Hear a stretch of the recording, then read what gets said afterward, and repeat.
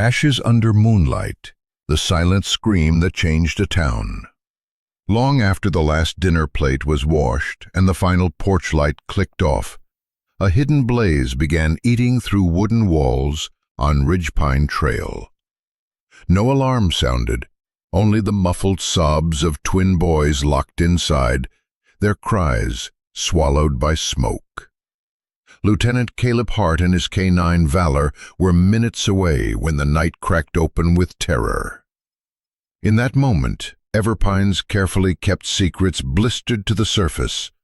A missing teacher, a husband with an unbreakable alibi, and a forest that had hidden more than deer trails. Watch this story unfurl like embers on wind. Every glowing fleck carries a confession, waiting to ignite. The storm had ended 3 hours ago, but it left behind a silence that didn't feel natural. The kind of silence that pressed in on your ears, that made the crunch of your own footsteps sound too loud, that wrapped around a town like Everpine and made it feel like the whole world had paused, just for a moment, to hold its breath. Lieutenant Caleb Munro drove slowly down the ridge road, headlights cutting narrow tunnels through snowbanks on either side. The patrol SUV's tires sank into the thick powder, chains groaning with every slow turn of the wheels. Pine branches bowed under the weight of the storm. Roofs sagged with the burden of wet ice. The houses along the main stretch were all dark now, except for the faint yellow flickers of fireplaces behind drawn curtains. Midnight in a mountain town during peak winter had always been a lonely shift, but tonight it felt heavier than usual.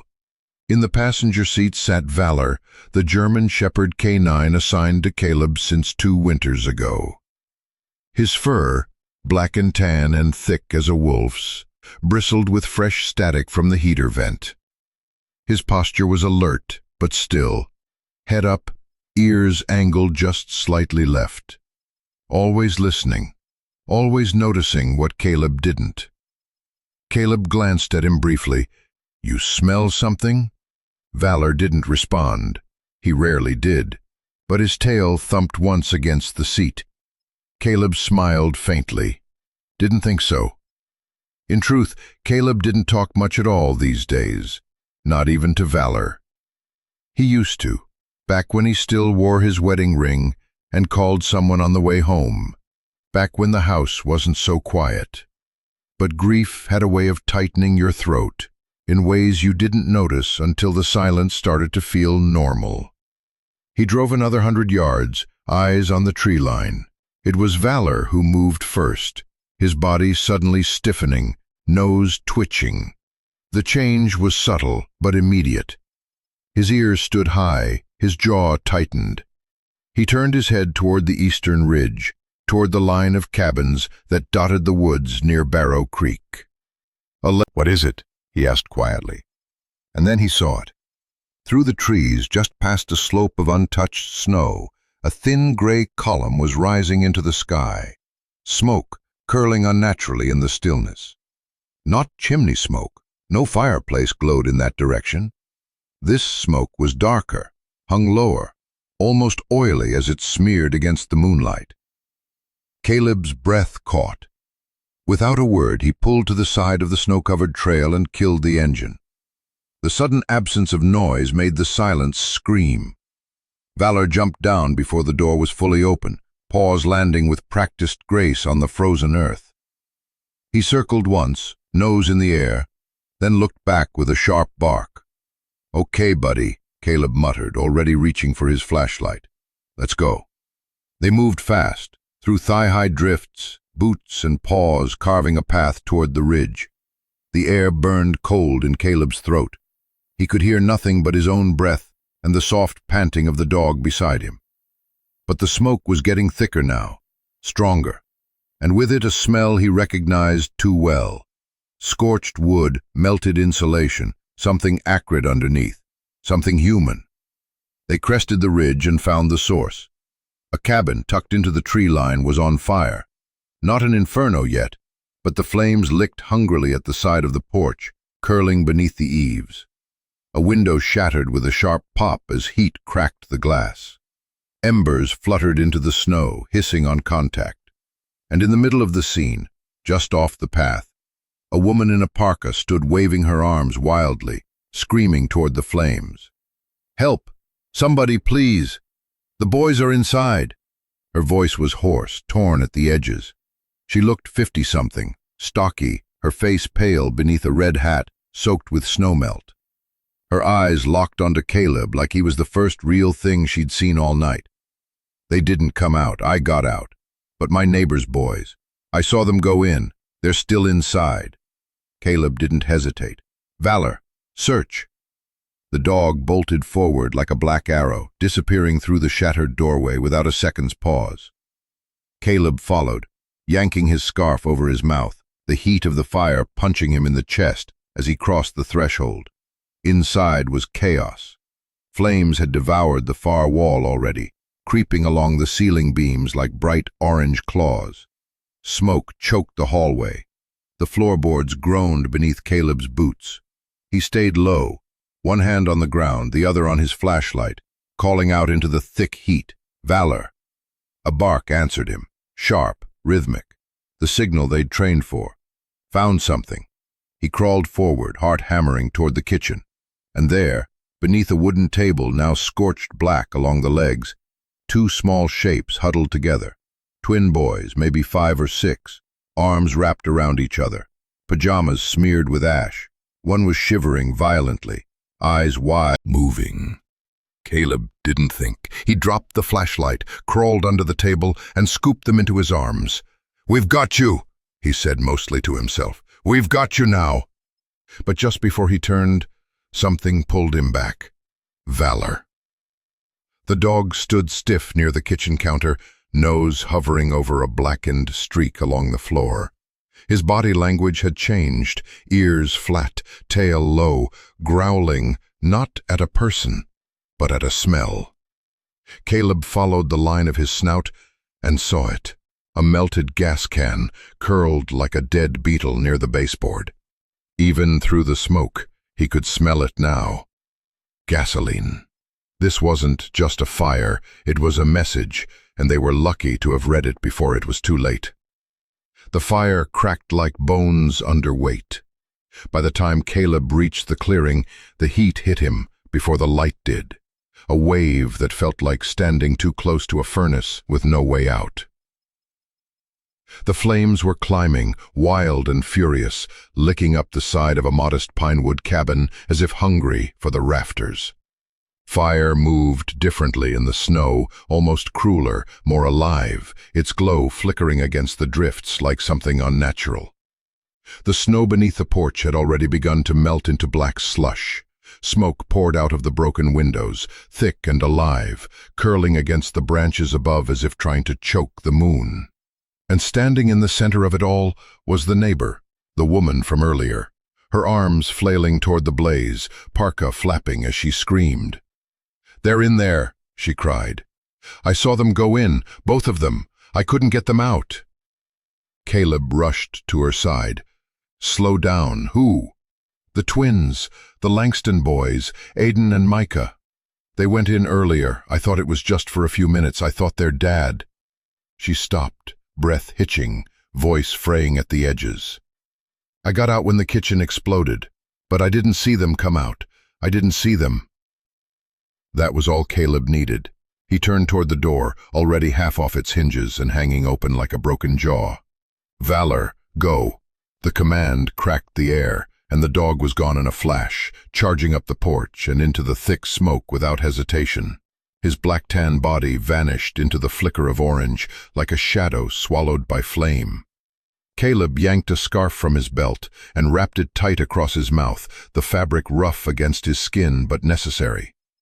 His heart pounded, not from fear, but from urgency, the kind you only feel when you know time isn't just running out. It's being burned alive. He ducked low and stepped through the doorway. The world inside the cabin was red and gray and choking. Smoke clung to the walls like sheets. The air reeked of burning wood, old oil, and something synthetic, plastic maybe. Each breath tasted sharp, chemical. Caleb dropped to one knee, crawling deeper. He trying to warn him, get out now. Valor, he called. His voice muffled, choked. Where are you? A short bark answered him, sharp and deliberate. 2 beats. Target located. Caleb moved faster, his flashlight beam cut through the smoke like a blade, and then he saw them. Underneath the kitchen table, curled into each other like mirror images, were 2 boys. One was trembling, gasping, eyes glassy with shock. The other was still, his chest rising too slow, his lips tinted gray. Their hair was light, blonde like their mother's from the photos he'd seen long ago, and their clothes were matching, worn flannel pajamas with faded superhero logos. Micah? Aiden? Caleb called, crawling closer. The one who was conscious blinked up at him, tears streaking down cheeks smeared in soot. My brother, he rasped. He won't wake up. I've got you, Caleb said. I've got both of you now. He reached out and gently pulled the limp boy into his arms first, then the second, light as bundles of cloth, bones too small for this kind of fear. He cradled them to his chest, shifting their weight until he could rise without jostling their fragile frames too hard. The heat pressed down like a second body. Valor out, he shouted. A sharp bark answered him from across the room, and through the smoke he saw the silhouette of the dog backing toward the door, nose low, growling. Caleb turned, moved fast, but something in Valor's behavior made him pause. The dog wasn't just retreating, he was guarding. Valor's head was lowered near the counter, nose hovering above a blackened puddle that shimmered strangely against the floorboards. Even through the smoke, Caleb could smell it now, gasoline. His eyes flicked to the wall. There, half melted against the corner, was a gas can, bloated and misshapen from heat. His stomach dropped. This wasn't a kitchen fire. It wasn't an accident. It was a warning, a trap, and they had only seconds. Let's move, Caleb roared, bolting after Valor, the boys in his arms, their limbs dangling too still. He sprinted toward the back door, saw flames crawling along the hallway ceiling, hissing as they ate through insulation. The exit was blocked. He didn't slow. He angled his shoulder and slammed into the door with all the force his body could carry. The wood cracked, but didn't give. He hit it again, his back screaming, the boy in his arms whimpering, and the door finally burst open in a hail of splinters. Cold air rushed in like salvation. They stumbled into the snow. The fire behind them howled as if angry it had missed its prize. And then the roof collapsed with a groan and a roar, sending sparks into the night sky like fireflies from hell. Caleb dropped to one knee, setting the boys gently into a snowbank, their clothes instantly steaming against the ice. Valor circled with his nose. A whimper escaped the child's lips. Alive. Call for help, Caleb shouted over his shoulder. Now. The woman from before, Mrs. Dorsey, was still frozen in place, her phone shaking in her gloved hand. I did, she stammered. They're coming. Aiden stirred again, his small hand gripping the sleeve of Caleb's jacket. He whispered something so soft, Caleb had to lean in close to hear it. Daddy locked us in. The snow wasn't white anymore. Where the flames had passed, it had turned gray and wet, slushed with ash and fear. Steam rose from the twins' clothes as their bodies met the frozen ground, and Caleb dropped to both knees beside them, not caring that his jeans were instantly soaked, not caring that his knuckles were raw from hitting that door, only caring that they were still breathing. He brushed the soot from the younger boy's face, the one still trembling, Aiden. Can you hear me? Caleb asked gently, voice rough through the scarf still hanging loosely at his throat. Aiden blinked slowly. His lashes were crusted with frost and smoke. He nodded once, just enough. Caleb leaned closer. "I've got you, all right. You're safe now. Can you tell me, was anyone else inside?" The boy opened his mouth. No sound came at first. Then, barely louder than the wind, "Daddy locked us in." The words were soft, but they didn't need to be loud. They hit harder than the fire ever could. Caleb froze.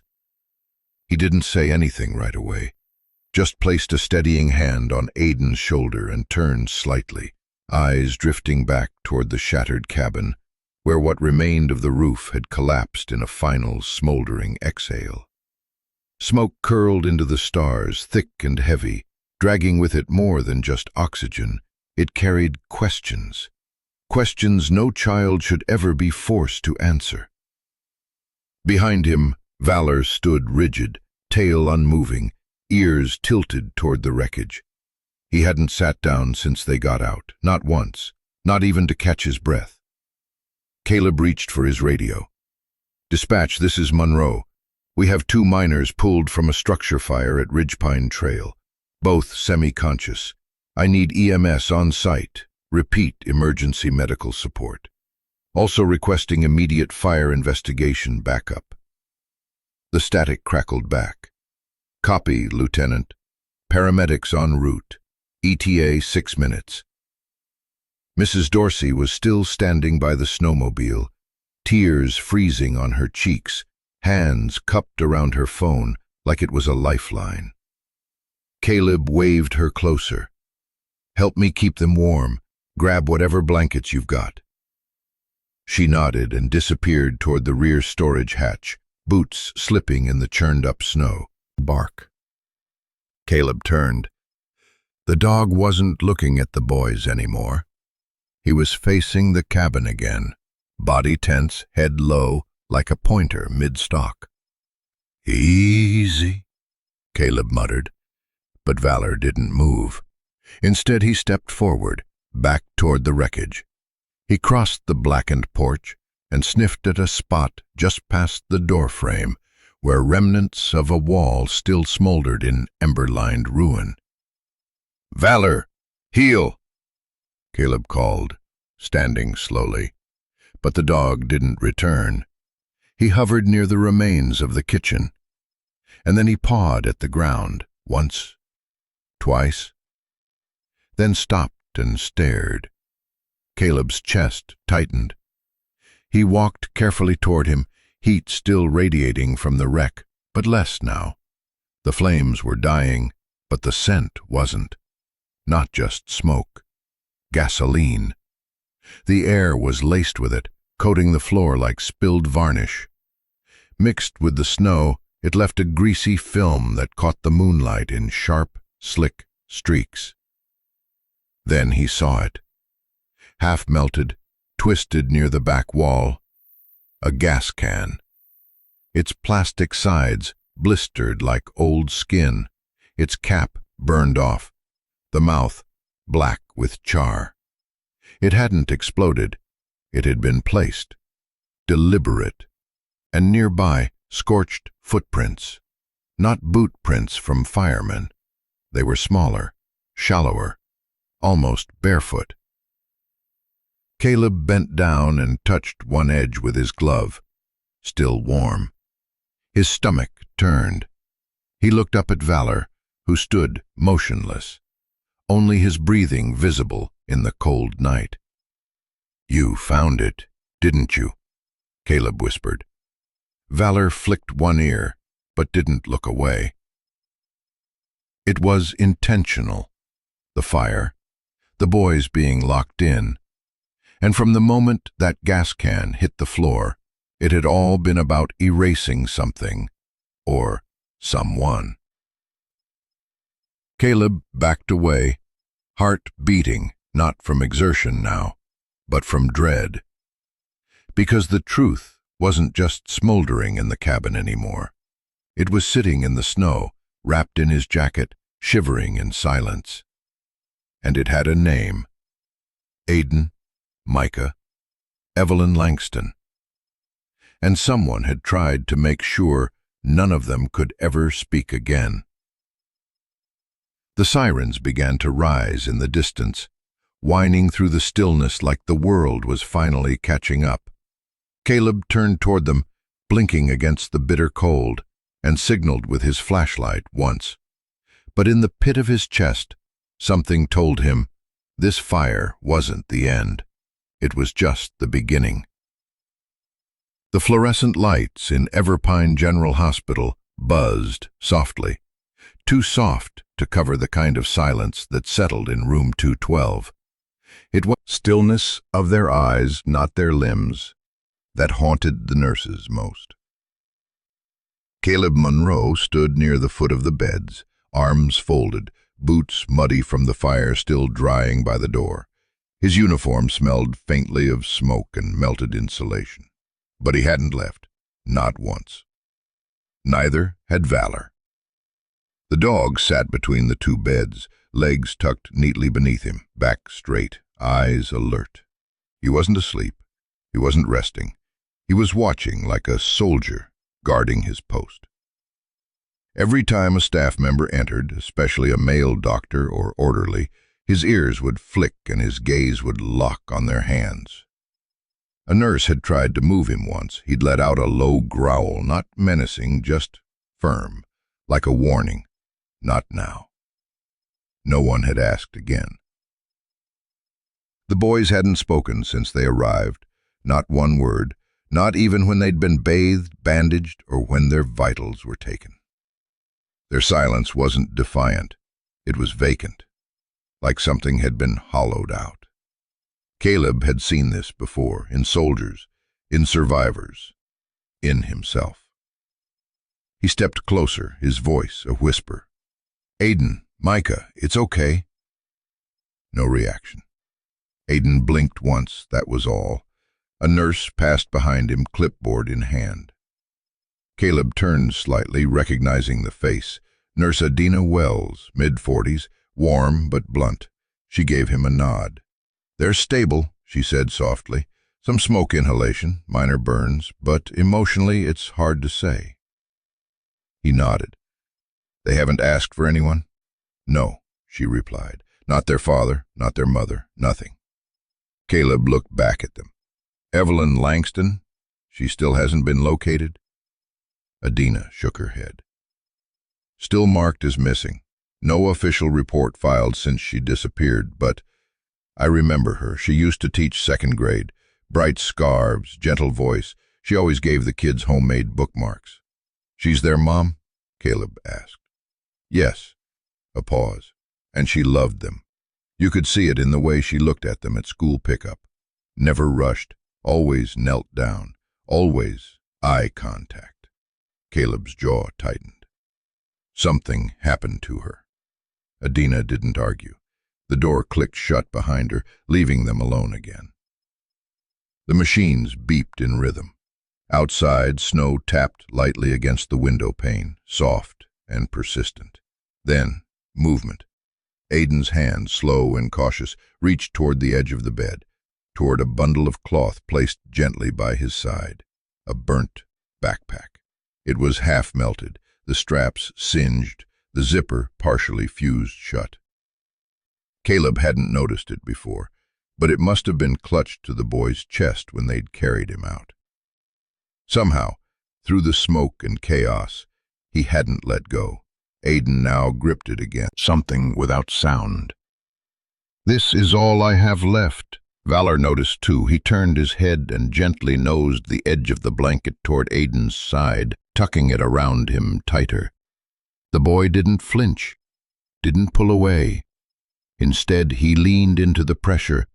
Caleb knelt down slowly, resting a hand on the corner of the bed. His voice, soft and certain. "No one's going to hurt you again." Aidan didn't respond, but he didn't turn away either. Micah stirred faintly in the next bed, his brow furrowed, a soft noise slipping from his lips. His sleep was uneasy, twitchy. Caleb could see the tension in his tiny shoulders. Valor rose, turned, and moved to Micah's side. He placed one paw gently on the mattress, then lay down between the boys again, shoulder touching both beds. A quiet bridge, a wall, a promise. They stayed that way for nearly 20 minutes, silent, still, except for the soft flick of the dog's ears and the boy's slow grip on that scorched backpack. It was Caleb who finally broke the quiet, not with questions, but with a whisper. "We're not leaving until she's found." It was near midnight when Caleb finally sat down. The boys were asleep, if you could call it that. It was the kind of sleep that came from sheer exhaustion, not peace. Micah's fingers still twitched every few minutes, like his body hadn't figured out the danger had passed. Aiden's hand remained curled tightly around the burnt backpack, even as his breath softened into shallow rhythms. Caleb sat on the edge of the windowsill, elbows on knees, eyes half-focused on the floor. Snow tapped gently against the glass behind him, and down the hall, the low hum of the hospital intercom droned somewhere in the background. He didn't hear the words, only the tone. Only the constant murmur of a building trying to keep people alive. Valor lay stretched between the beds, eyes closed but not sleeping. His ears still twitched at every new sound, an orderly's cart, a nurse's steps, the shuffle of latex gloves. He hadn't moved from the boy's side in hours. Caleb hadn't asked him to. He didn't need to. Something about this wasn't over. Something about this never really started with the fire. Caleb stood quietly, knees stiff, and stepped toward Aiden's bed. The boy shifted under the blanket, instinctively pulling the pack tighter under his arm. "I won't take it," Caleb whispered. "Just want to look." Aiden didn't open his eyes, but after a long pause, his grip loosened slightly. Caleb crouched, careful not to make a sound, and unzipped the top flap. The melted nylon peeled back with a soft crunch. Inside figures jagged. But the message was unmistakable. A cabin, drawn in reds and blacks, flames reaching up from its windows like claws. Smoke scribbled in gray above it. In front of the cabin stood a man, tall, stick-limbed, but heavily outlined in black. In his hand was a large red object, a lighter, oversized and underlined in angry strokes. Above his head, written in large capital letters, "Daddy." Caleb stared at it for a long moment, heart slowly hardening. This wasn't just a child's drawing. This was memory, trauma, testimony in crayon. He exhaled and glanced toward Aiden's sleeping face. Then the door clicked open. "Sorry," a soft voice whispered. "Didn't mean to startle you." Caleb turned. It was Nurse Miriam Rias, clipboard in hand, silver hair pulled back in a loose braid. She was in her late 50s, small-framed but grounded. One of those nurses who didn't talk much unless it mattered. Her presence felt like a cup of warm tea, quiet but steadying. She stepped closer and peered at the drawing over Caleb's shoulder. "Oh." She breathed, her voice catching. "That's—" "You recognize this?" Caleb asked gently. Miriam didn't answer right away. She leaned in, studying the face in the picture, the blocky figure, the jagged beard, the red in the man's hand. "I know that house," she whispered. "and I know who drew that." Caleb looked up. "You know the boys?" She nodded slowly. "Aiden and Micah Langston. I used to see them at the old elementary. Their mom was a teacher there, Evelyn Langston. tall, dark blonde hair. Always wore scarves with little birds on them. Kind eyes. The kind of teacher kids remembered. Caleb stood. You said was. What happened to her? She vanished, Miriam said softly. 3 years ago. Just stopped showing up. No one knew why. The school called, we called, the sheriff's office. Got a missing persons form, I think. But nothing came of it. Rumors were everywhere. Like what? She got sick. She ran off. She left the boys. Some people said she was running from something. Or someone. But Derek, her husband, told everyone she moved for work. Said she didn't want to be a mother anymore. Caleb clenched his jaw. You believe that? Miriam's eyes dimmed. I didn't want to. But no one could prove otherwise. And she didn't reach out. Not once. Or maybe, Caleb said quietly, lifting the drawing. She couldn't. They stood in silence for a moment, the hum of machines and snow tapping behind them like background static. Miriam leaned over slightly, brushing a piece of ash from the edge of the boy's blanket. Her eyes lingered on the outline of the drawing again, and when she spoke, her voice was barely overnight bulbs lining the floorboards. The hospital had long since slipped into its after-midnight hush, a fragile truce between pain and sleep.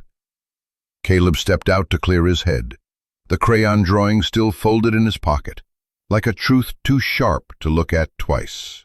He stopped by the vending machine near the nurse's station and leaned forward, not for a snack, just for the cold hum against his forehead. He let his eyes close just for a moment. Evelyn Langston. 3 years vanished like smoke. No forwarding address, no goodbye, just absence.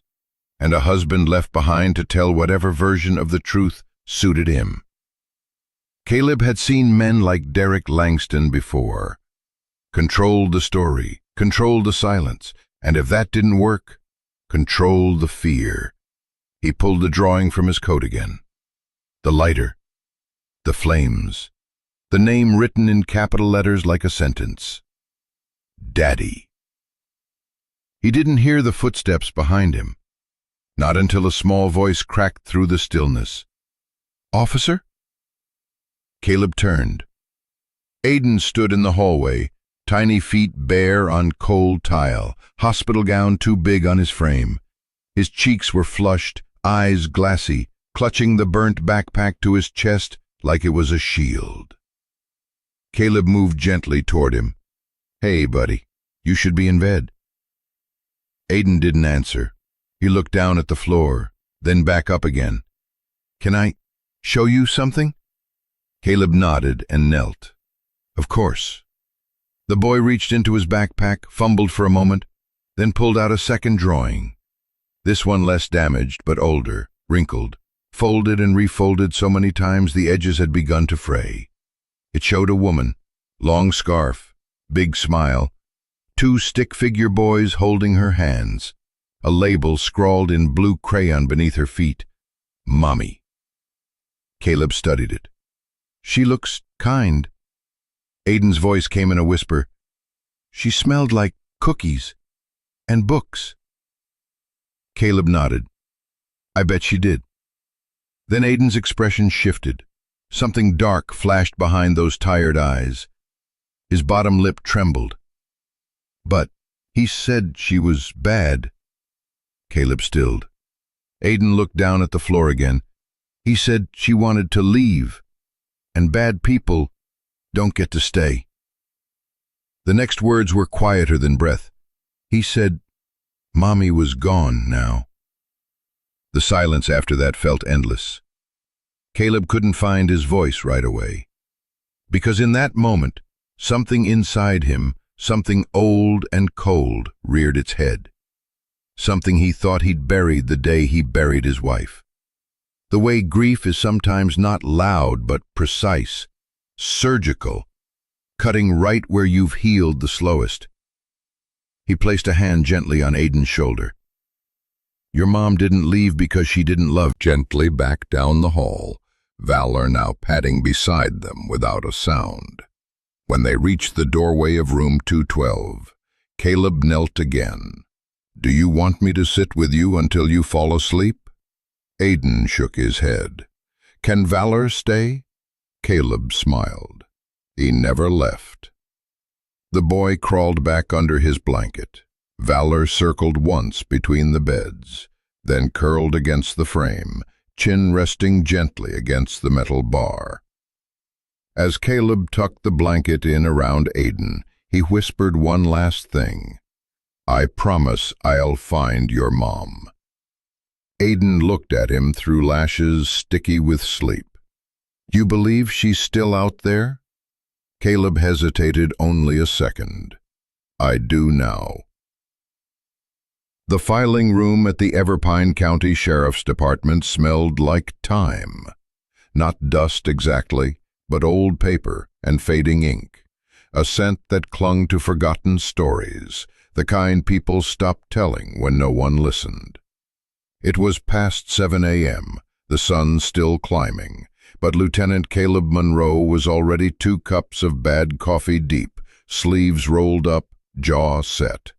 Beside him, Investigator Naomi Carter flipped through a metal cabinet drawer with the speed of someone used to chasing what others missed. She was in her 30s, lean, hair tied back into a low knot, her uniform shirt layered under a thick gray sweater. Caleb had worked with her before. Sharp memory, no tolerance for lazy policing. She didn't waste time with pleasantries. You sure you want everything on Evelyn Langston? She asked, not looking up. This goes back nearly 4 years. I want it all, Caleb replied. Restraining orders, CPS reports, 911 calls. If she whispered it, I want it. Naomi grunted softly. She didn't just whisper. She tried to scream. The drawer clanked as she pulled a folder free, flipped it open, and laid it on the table. Caleb stepped closer. Inside were printouts, handwritten statements, legal stamps faded into the paper's grain. Naomi pointed to the top sheet. October 12th. Evelyn filed for a protective order against her husband, Derek Langston. Alleged verbal threats, physical intimidation. Said he shattered dishes in front of the kids. Caleb's fingers hovered over the page. Was it granted? Nope. Denied 3 days later. She tapped the second page with the back of her pen. Judge Martin Weller, retired last year. Known for tossing out domestic cases unless there was a bruise you could measure with a ruler. Caleb's jaw tightened. And the follow-up? None. Naomi flipped another page. 2 weeks later, school reports a sudden withdrawal. Evelyn resigns. No exit interview. No forwarding info. Procedural indifference. Why wasn't it followed up? Naomi shrugged. Sister didn't have enough evidence. Derek told everyone Evelyn left voluntarily, that she didn't want the kids. He showed a text message, probably from a second phone he controlled. Caleb rubbed a hand over his mouth. She didn't run. No, Naomi agreed. She was disappeared. She pulled a second folder from the cabinet, thinner, stained with something that looked like coffee. Child Protective Services file. Anonymous concern from a school counselor. Said the twins were withdrawn, flinched when touched. Described strange stories about fire games. And CPS didn't act? Home visit was unremarkable, Naomi muttered, which is code for Derek cleaned up before we got there. The silence that followed wasn't just heavy, it was damning. Caleb leaned against the edge of the table, eyes narrowing. Anything else? Naomi hesitated, then reached for the back of the drawer. She pulled out a manila envelope unlabeled, sealed only with a rusted paperclip. Inside was a single page of lined paper. Handwriting, neat, careful, unmistakably Evelyn's. He took it. If I disappear, Check the woods. I've hidden something there. There was no signature, just that one sentence, left like a breadcrumb. Caleb stared at the words, heart suddenly louder in his ears. She knew, he whispered. She knew he'd try to erase her. Naomi crossed her arms. Most women like Evelyn, they don't run because they're afraid of what'll happen if they do. They stay because they know what will happen if they try. Caleb didn't speak. He didn't have to. He remembered Aiden's voice, fragile as frost. He said Mommy was bad. She's gone now. He folded the page and slid it into his coat pocket, then turned toward the door. Where did they live? Naomi pulled out a county parcel map and pointed. End of Timber Hollow Road. Last cabin before the ranger station cut off. No neighbors for half a mile in either direction. Backyard runs right into forest land.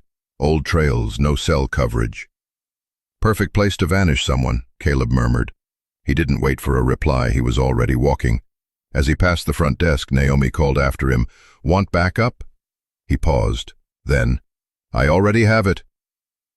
Out in the parking lot, Valor sat in the patrol cruiser, staring at the front doors as if he'd known Caleb would come out this fast. When the engine roared to life, the dog didn't bark. He just sat taller, alert, like he knew this wasn't just a search. It was a reckoning. The woods didn't look like they were hiding anything.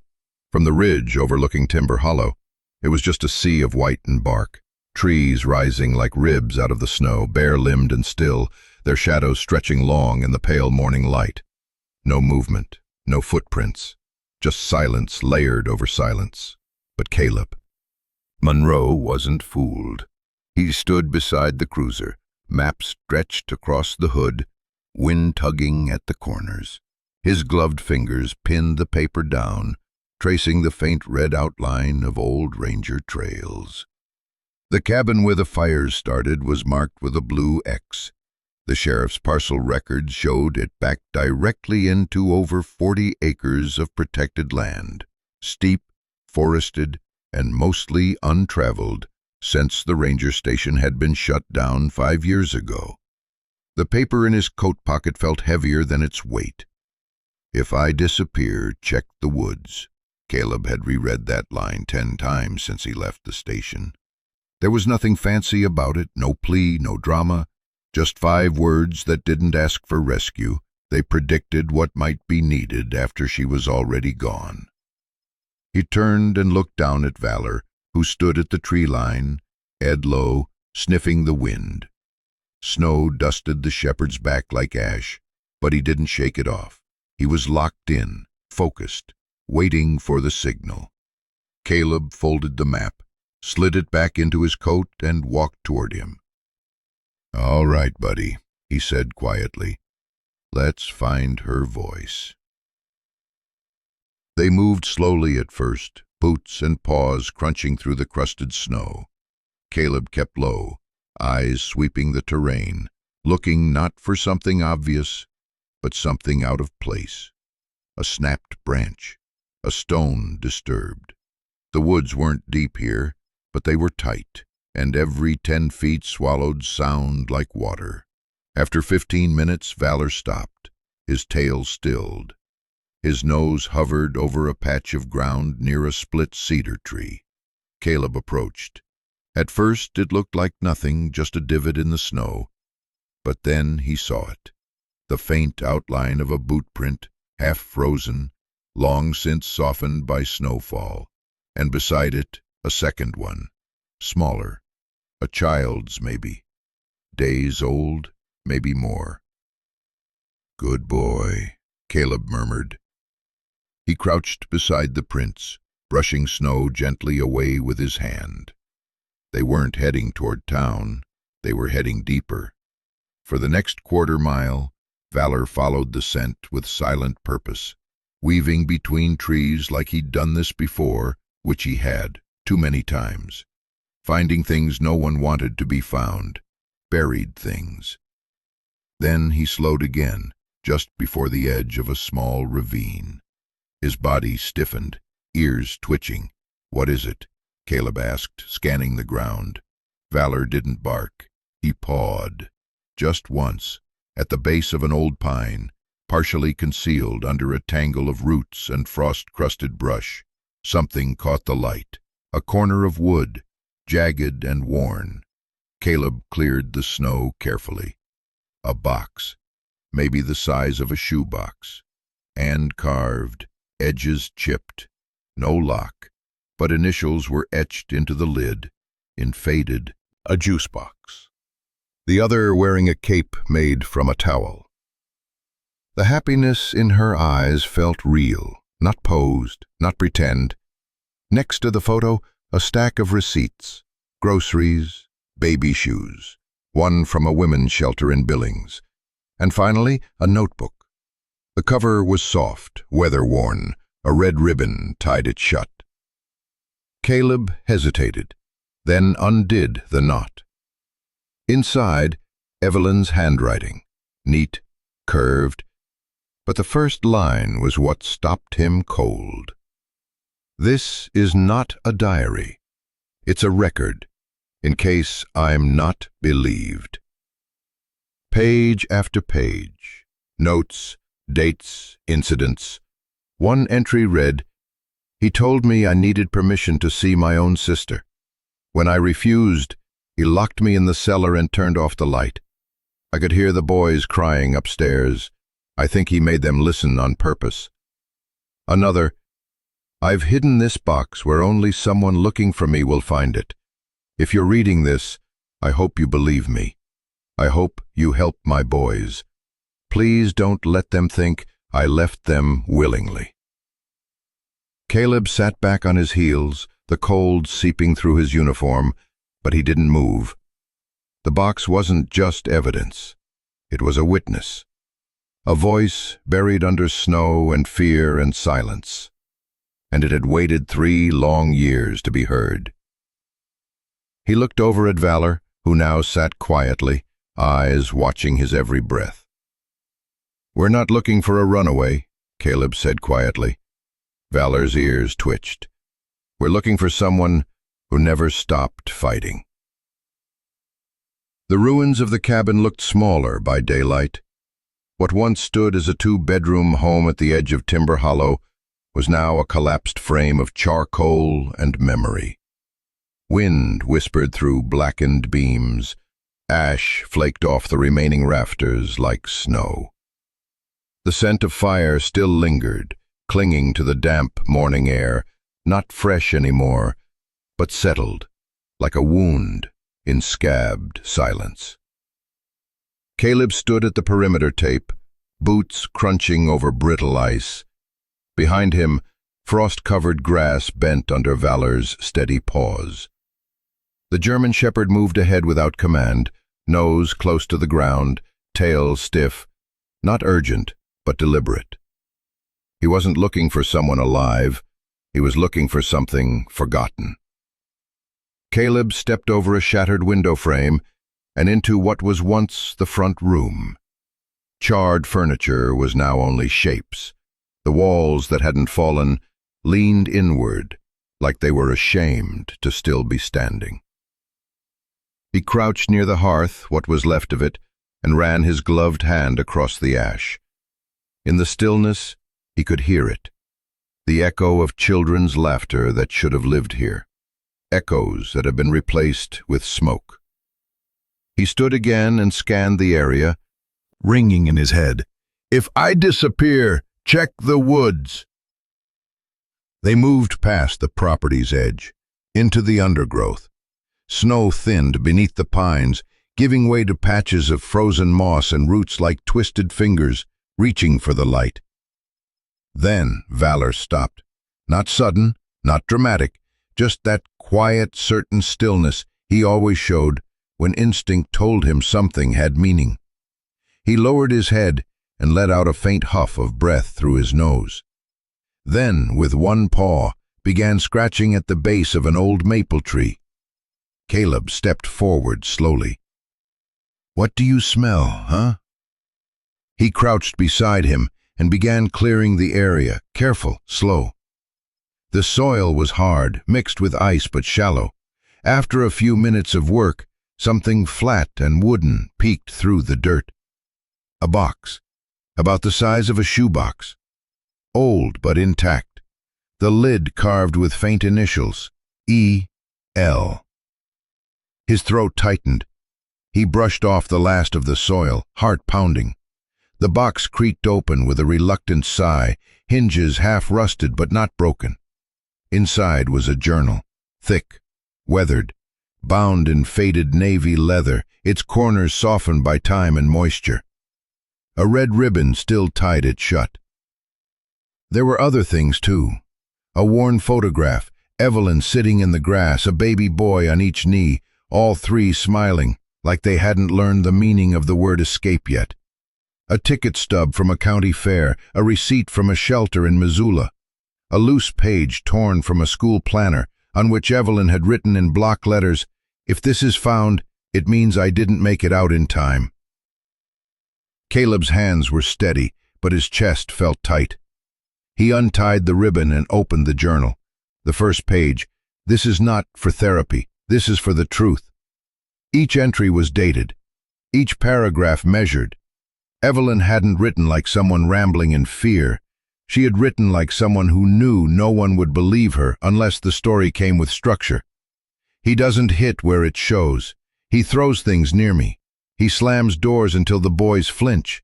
Then he tells them I'm why the walls shake, that mommy makes the house mad. He stopped letting me drive, took my phone. My sister thinks I'm busy. I'm not. I'm disappearing, one rule at a time. I left once, to a shelter. He followed me, left a note on my windshield. Next time I'll burn it all. I knew what he meant. Caleb read page after page, not blinking. Valor sat beside him, unmoving. She had left proof, not emotion, not accusation, proof, and no one had listened. He reached the final page. The writing there was messier, hurried. I can hear the boys crying upstairs.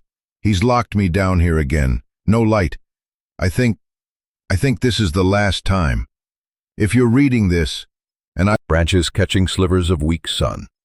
Somewhere out there, Evelyn's body might have been buried.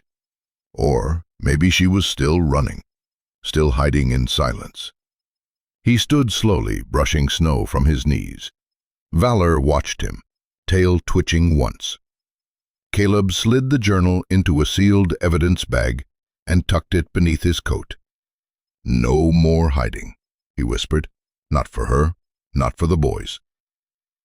As they turned back toward the road, the trees creaked gently behind them, like the forest itself had been waiting to speak. And now it finally had. The snow had hardened by nightfall, turning soft drifts into a crust of silence underfoot. Caleb sat alone in the patrol SUV, parked at the overlook just off Highway 7, engine off, cabin dim, breath misting slightly in the cold. Outside, the forest stood still. Below the ridge, the skeletal frame of the Langston cabin lay cloaked in moonlight and ash. The world was quiet, but his mind wasn't. Valor lay curled in the back seat, his head resting between his paws. Every so often, his ears twitched at distant sounds, the groan of trees, the scuff of ice sliding from a branch. But mostly he watched Caleb. The lieutenant had been reading for over an hour. Evelyn's journal lay open on his lap, its pages still warm from the heat vents he'd briefly run. The ink bled slightly in places, but the words held, honest, measured, devastating. He flipped to a marked section near the middle, where her writing became less tidy. The entries were tighter, more clipped, more desperate. "There's a door under the pantry, a small one. He didn't build it for food. He calls it the quiet space. At first, it was only 10 minutes, then an hour, then a night. No windows, no light. The vent is clogged. I can hear the boys walking overhead. I knocked once. Aiden cried. Liam didn't say anything. Maybe he didn't know it was me." Caleb clenched the edge of the seat. He could almost see it. Evelyn curled in darkness, back against the cold dirt, listening to life pass just above her head, like she was already a ghost. He turned the page. He tells them I left, that I'm not strong enough to be their mom. But I hear Aiden whisper, sometimes when he thinks no one's listening. He says he misses my voice. He's 6. He still remembers. I have to hold on for him. The last time he let me out, I tried to write a letter and hide it in their backpack. He found it. I lost food privileges for 2 days. He doesn't hit me, not with his hands. He uses absence. Caleb exhaled through his nose, steadying himself. He had read witness statements before. He had sat across from women with bruises and shallow breaths. But this was something else. This was a woman. X marked crawl. The word next to it read trap. Valor shifted in the back seat. Caleb rubbed his face. The heat from the vents had long faded. Cold crept into the fabric of his coat, but he wasn't ready to leave. He flipped to the last entries. He's changing. Not angrier, calmer. And that's scarier. He's moving money. I saw a passport with someone else's name. I think he's going to take them, somewhere far. I don't think you'll leave me behind this time. I think I'll disappear. Completely. If this ends with my body in the woods, let them know I didn't walk away. I didn't break. I was buried. Caleb stared at that sentence for a long time. He didn't notice the tears until one dropped onto the page. They were quiet, unannounced, like the kind a man sheds, not from pain, but from the weight of knowing too late. He wiped it away carefully, making sure not to smudge the ink. Valor stood, padded up between the seats, and placed his chin on Caleb's shoulder. Just leaned there, solid and still. The weight of him was grounding, no words, no noise, just presence, just knowing. Caleb whispered, "She begged someone to believe her." Valor didn't move. "I do," he added. "Now I do." He closed the journal, clutching it like a fragile artifact. In his gut, something shifted from sorrow to resolve. No more whispers, no more dust-covered reports, no more looking the other way. He turned the key in the ignition. The headlights cut through the trees. As the engine hummed back to life, Caleb glanced at the road ahead and said softly, "We're going back. First light." Valor's ears perked. Back to the cabin, back to the ruins, back to the place where secrets had been buried beneath floorboards, beneath fear, beneath the silence of a woman everyone forgot. Not anymore. The morning light was thin and gray, filtered through low clouds that refused to lift. Frost lined the grass along Ridgeway Hollow like tiny white needles. The ashes of the Langston cabin still smoked in places, a soft breath rising from the bones of what once was a home. Caleb parked the SUV at the same bend he had 2 nights before, the tires crunching over brittle ice. He stepped out without a word. Valor leapt down beside him, nose already to the wind. The forest was still. No birds, no voices. Just the long, slow exhale of a landscape holding secrets. Caleb walked toward the wreckage. He didn't have to tell Valor anything. The dog moved with intent, head low, tail steady, each step guided not by command, but by memory. They reached the charred outline of the house. Most of the roof had abruptly. He lowered his snout to a section of floor, just beneath a twisted steel beam. His ears pinned back. A low, guttural sound rumbled in his throat. Caleb knelt. The floor was blistered and split from heat, but something beneath it didn't feel ruined. He brushed away soot with his gloves. His fingers found a warped ring of metal, a handle. It was partially melted, but still hinged. He looked at Valor. Good boy. With effort, Caleb wedged a pry bar beneath the edge and lifted. The wood groaned. Ash cascaded down into darkness. A gust of cold, stale air rushed up. The smell was wrong. Not rot. Not smoke. Something old, trapped.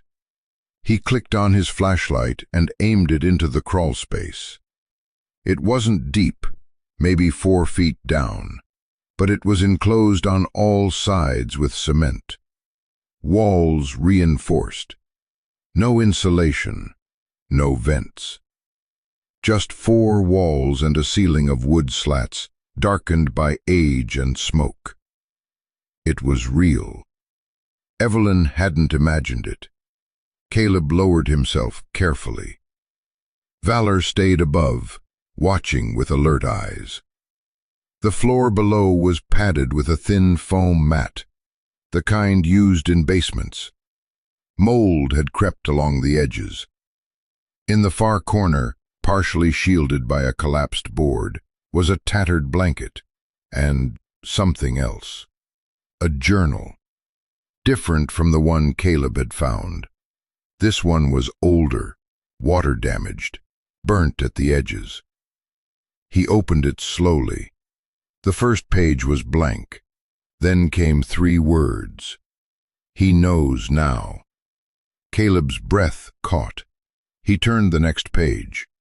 Half the ink had faded, but he could still make out lines. I heard Liam ask where I went. Adam said I went bad. Like the milk. Like the things Daddy throws away when they don't work. I scream less now. There's no point. I just count days. Count when I hear the birds again. When light comes through the cracks in the wood. It helps me know I'm still alive. Caleb looked around. The walls were scored, dozens of scratches. Not random, not claw marks. Tally marks, hundreds, maybe more. Every day she'd been down here. A timeline written in desperation. He stood, head barely clearing the ceiling, reached up and traced his fingers along the rafters. There, just above eye level, were words etched into the beam, carved with something sharp, over and over again. I am here, over and over, as if the repetition could summon rescue. He swallowed. The silence in the crawl space was unbearable. When he climbed back out, deer trail maybe, or an old utility route, but it led somewhere. Valor stepped forward once, paused and looked back. Caleb nodded. Yeah, we're not finished. He took one last look at the house, what was left of it, the ghosts it had held, the woman it had buried in silence. Then he followed the dog into the trees. The station lights hummed low under the gray slant of early evening. The walls of Everpine Sheriff's Department, once familiar and solid, felt strangely tighter to Caleb Road tonight, as if they too had overheard the whisperings from the crawl space, as if the building knew something dark had shifted. Caleb stood in front of Sheriff Walter's desk, still coated in ash and smoke from the ruin. His fingers gripped a file folder stained at the corners by frost and soot. Inside were photographs of the crawl space, the journal, the tally marks clawed into the walls, words etched in fear, pages that bled truth. Sheriff Walters leaned back in his chair, arms crossed, one brow lifted with the weight of disbelief more than concern. "You sure about this?" the sheriff asked finally, voice flat. "A hidden room beneath a burnt-down house? And a moldy journal?" Caleb didn't blink. "I'm not guessing, sir, I'm telling you. Evelyn Langston didn't run away. She was kept, controlled, hidden. And someone tried to erase that." Walters sighed and looked past him, as if hoping the conversation might evaporate into the filing cabinets. "She's been gone for what, 3 years?" he said. "And now you're saying her husband's been what? Holding her captive all this time? In their own house?" Caleb opened the folder and laid out the photos like cards in a quiet accusation. "She wrote in her journal that she was locked in that crawl space, that she heard her sons above her, that he said she was bad and had to be kept quiet. Walters rubbed the bridge of his nose. And that's supposed to hold up in court? No, Caleb said, lowering his voice. It's supposed to make us act before a court gets involved. Before this man grabs his kids and disappears. The silence stretched. The clock on the wall ticked too loud for a town this small. Then Walters stood up. You've got no warrant, no witness ready to testify. Hell, even the kids haven't made a statement we can use, just drawings and half whispers. He stepped around the desk. His eyes had the tired sharpness of a man who'd seen too many years. But not always the truth behind them. I've known Derek Langston since we were kids, he added, not saying he's a saint, but locking up his wife for 3 years in a hole under their home? He shook his head. You're chasing ghosts. Caleb stared at him, jaw clenched. They aren't ghosts, sir. They're people no one listened to. A beat. Walters exhaled. All right, here's what I'll give you. You want to put eyes on Derek Langston? Fine, but you're doing it soft. No patrol cars, no confrontation, no dragging his name through the mud unless you've got something solid. And if he runs? Walters didn't answer. Caleb gathered the photos with a quiet efficiency that sounded like resolve. He slid the folder under his arm and turned toward the door. Just as he reached it, Walters added, Monroe? Caleb paused without turning. You've got 48 hours. That's me being generous. Outside the office, the fluorescent lights felt colder. In the hallway, Naomi Carter leaned against the wall, arms folded. She had that look, the one that meant she'd heard everything through the thin walls. So, she asked, we doing this the hard way or the harder way?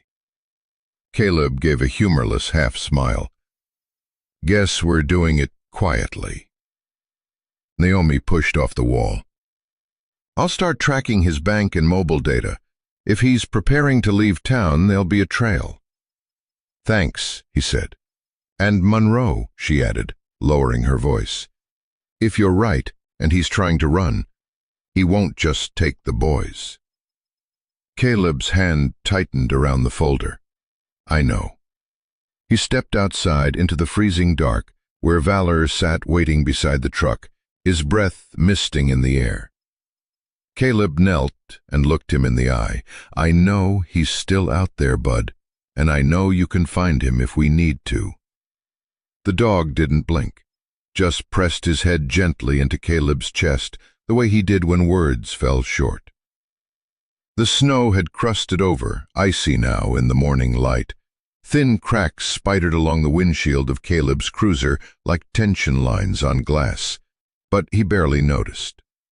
His mind was still turning over the same sentence again and again, like a needle stuck on an old phonograph. If I disappear, check the woods. He had, and she'd left more than a warning. She'd left breadcrumbs. In the warmth of the passenger seat, Valor lay curled but alert, his eyes tracking every building as they rolled down Main. Caleb clutched the plastic evidence sleeve in his glove. Inside it, a torn receipt, half burnt at the corner, pulled from the back flap of Evelyn's journal. Its ink had faded in places, but one detail was still visible beneath the timestamp and store logo. Walden's Hardware. Purchase, heavy-duty lock, chain, flashlight, 5-gallon gas can. That last item knotted Caleb's stomach, and beneath it a signature, Leah James. A name that meant nothing on its own, until he saw the J curl with the same deliberate flourish as the L in Langston from Evelyn's old school forms. It was the same handwriting, only now it wore a mask. He turned onto 3rd Street and parked outside the old brick front, up to the counter where a gray-bearded man in flannel wiped his hands on a rag, blinking at Caleb with slow recognition. "Lieutenant Monroe," the man greeted. "Surprised to see you here. Need supplies for that canine of yours?" "Not today, Mr. Walden," Caleb said gently. "I was hoping to ask about a receipt from about 2 months ago." He unfolded the sleeve and laid it on the counter. Walden squinted, pulling a pair of glasses from his pocket. "Leah James," he hummed. "Yeah, I remember her. Quiet type. Asked a lot of questions about padlocks. Said she was fixing up a lake cabin." Caleb leaned forward. "What did she look like?" Walden shrugged. "Early 30s, maybe. Brown hair, pulled back real tight. Kept her sunglasses on most of the time, but—" He tapped the side of his head. "There was something in her voice. Fragile. Not scared exactly, but careful, like every word was weighed." Caleb nodded slowly. "You still got camera footage?" he asked. Walden snorted. "You think I trust those things? Nah, I got something better." He stepped into the back and returned a moment later with a purchase log, old-fashioned, bound in leather, every sale handwritten in near-perfect script. "There," Walden said, pointing. "See? Leah James. Same date, same purchase." But what made Caleb freeze wasn't the name. It was the note scribbled beside it. Paid cash, hands shaking. He didn't say anything for a moment. Finally, he looked up. "You remember what direction she left in?" Walden pointed northeast. "Said she was staying in a cabin near Briar Lake. Gave her some extra batteries. Said the power lines were spotty up there." Caleb's heart gave a quiet thud. That was outside of town jurisdiction, off the grid. Exactly where someone trying to disappear would go. He thanked Walden and stepped back out into the cold. Valor followed close, his paws soundless on the snow. Caleb opened the car door but didn't climb in. Instead, he stared into the woods across the street. Tall, dense, the kind of place that didn't echo when you screamed. "She's alive," he murmured. Valor lifted his head, ears perked. Caleb reached into his coat pocket and pulled out a folded map of the Briar Lake area. Naomi had marked all ranger-maintained cabins in yellow, but this lead came from Evelyn herself. He found the rough coordinates Walden had scrawled and circled the region in red. It was isolated, no public road access. You'd have to hike in, or hope someone left a snowmobile trail. And if Evelyn had been using aliases, she was still trying to hide. Not just from the world, but from him. "Let's go find her," Caleb whispered. Valor pressed against his leg, a soft underbellies heavy with snow. The storm wasn't violent yet, just deliberate, as if the sky were holding its breath. Inside the outpost, an old file drawer wheezed open under Caleb's hand. The purchase log from Walden's Hardware had included something more than a name. A scribbled delivery drop point on a slip of paper, tucked inside the folded receipt. Not a home address, just coordinates and a last name. Cabin 112B, Hawthorne Ridge. Former owner, R. Merritt. The ranger confirmed it with a nod. "Merritt's place? That old logging cabin's been unoccupied since he died last winter. Place is barely standing, and there's no road out there anymore. Just snow trails and trees." "How far?" Caleb asked. 7 miles. Most of it uphill. You'll be cutting through switchbacks. And with the weather coming in..." Caleb didn't flinch. "I'll take my chances." He returned to the cruiser where Valor sat waiting, his ears perked toward the tree line. Caleb opened the trunk and pulled out the emergency pack. Thermal blanket, field rations, flashlight, flare. Then he strapped on the snowshoes and clipped the harness onto Valor's vest. "No sirens, no engines," Caleb said quietly. "Just us." They left the gravel path behind and stepped into the hush of pine and frost. The trail was old and half swallowed by snow. What used to be tire ruts had softened into ghostly outlines under the powder. As they moved deeper into the forest, Silence wrapped around them, not the kind that comforted, but the kind that listened. About 2 miles in, the first flakes began to fall, dry and light like ash.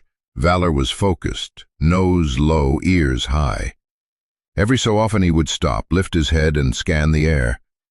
Then he'd press forward again, leading the way with that uncanny certainty only he had.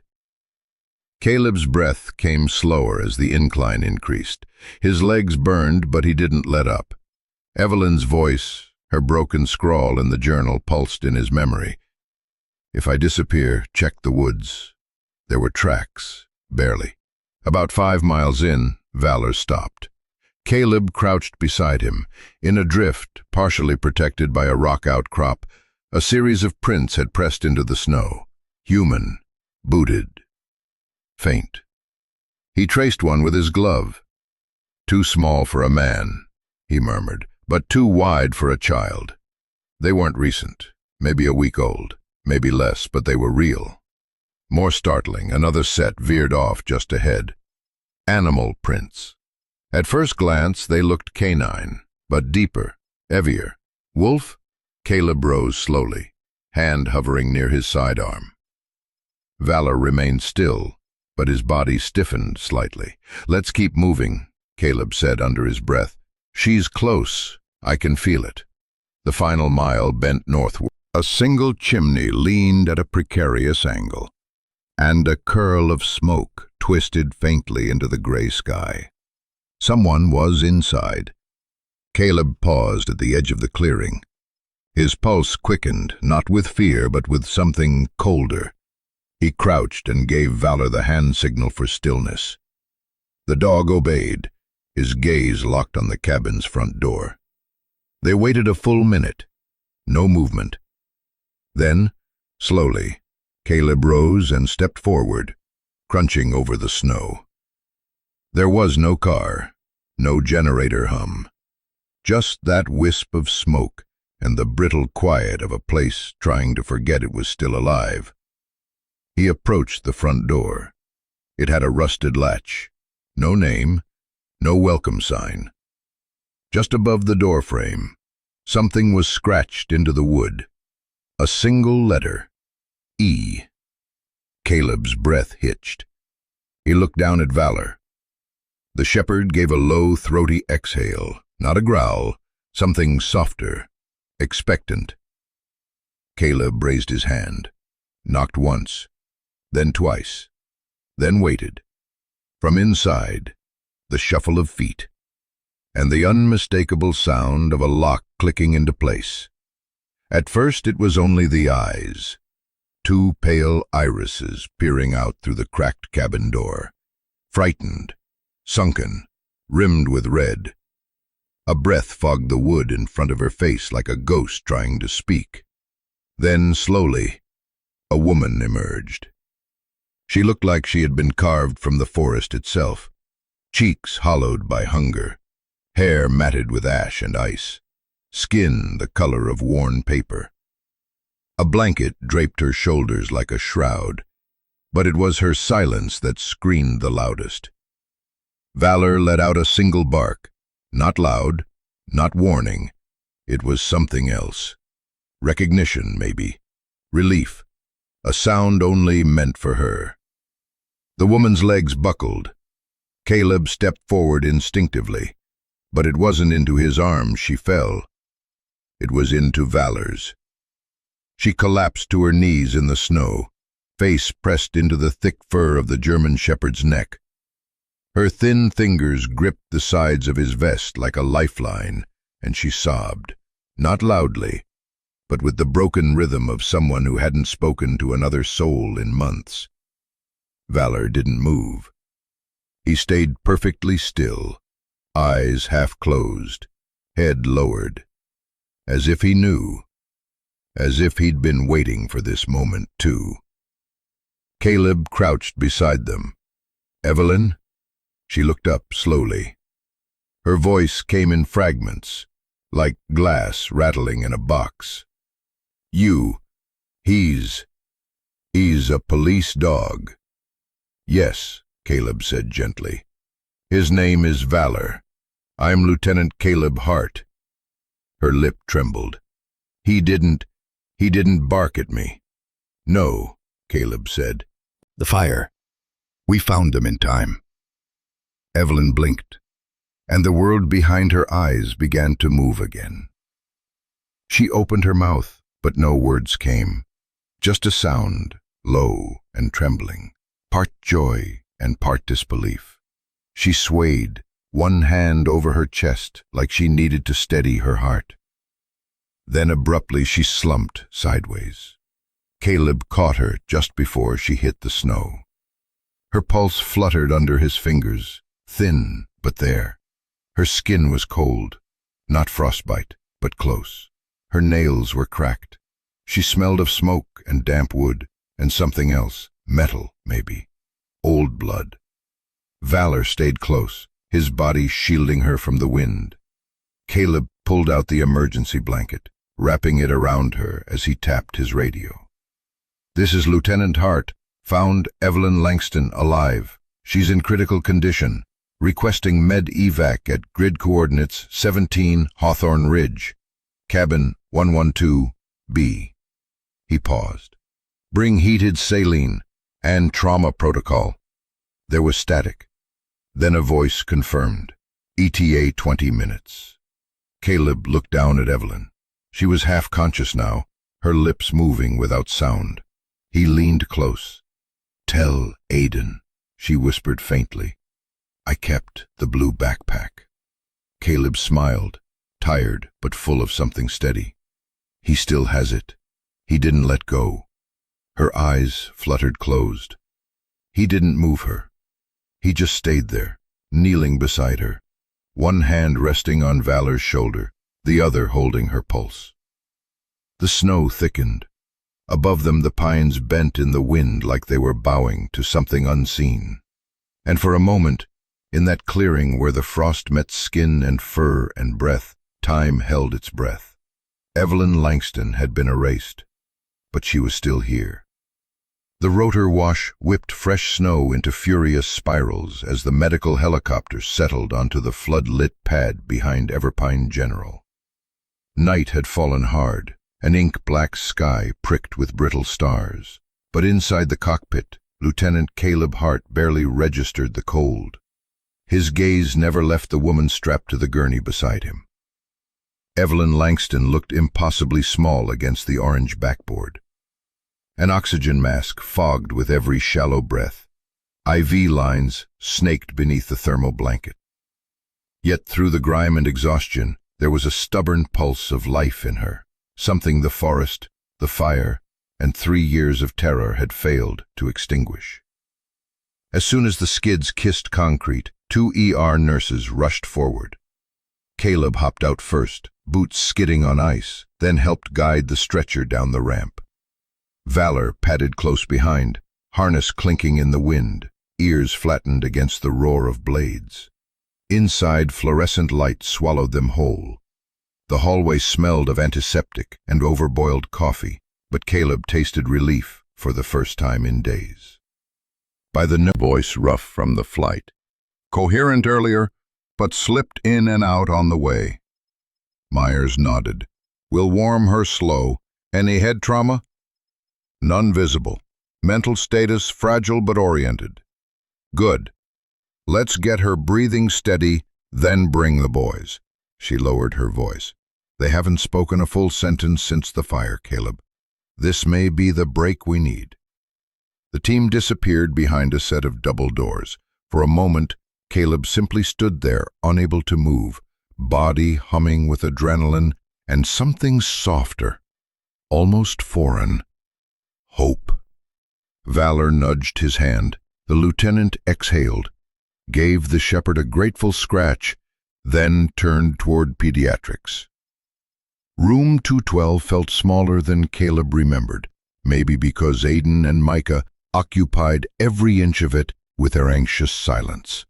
The twins sat cross-legged on the same bed, sharing a blanket, eyes snapping up when Caleb entered. They tracked Valor first, then Caleb's soot-stained coat, as if searching for signs of what the world had done while they were sleeping. "Aiden, Micah," he said gently, kneeling to their level. "There's someone who's been trying very hard to see you." Aiden's grip on his brother's sleeve tightened. "Is it Daddy?" he whispered, voice trembling. "No, son." Caleb's tone was firm but warm. "It's your mom. We found her." The words seemed to hover in the air, too heavy to fall. Micah's lips parted, but no sound came. Aiden's brow pinched, as if he were trying to add numbers that would not fit. Caleb reached into his pocket and held out a laminated photo taken moments ago in the ER. Evelyn on the gurney, oxygen mask in place, eyes half open, yet unmistakably alive. "She's safe. She's asking for you." Micah's small hand crept toward the picture, then stopped, uncertain. A single tear broke loose, tracing ash-stained skin. Valor stepped forward and laid his head on the mattress. The boys buried their fingers in the thick fur, drawing strength from a warmth more solid than hope. 20 minutes later, the hallway outside the recovery bay was hushed, except for the rhythmic beep of monitors. Caleb stood back as Dr. Myers adjusted the final IV line. "Stable for now," she murmured. "Low core temp slowly rising. We'll keep her on humidified O2 and start antivirals just in case." Caleb nodded, but his eyes were on the doorway, where two nurses guided the twins inside, each boy clutching one corner of Valor's leash like a lifeline. Evelyn stirred at the sound. Her eyelids fluttered open, lashes trembling. For a beat, she seemed suspended between disbelief and dream. Then she saw them. "Aiden! Micah!" Her voice was a breath, nothing more, but the boys heard it.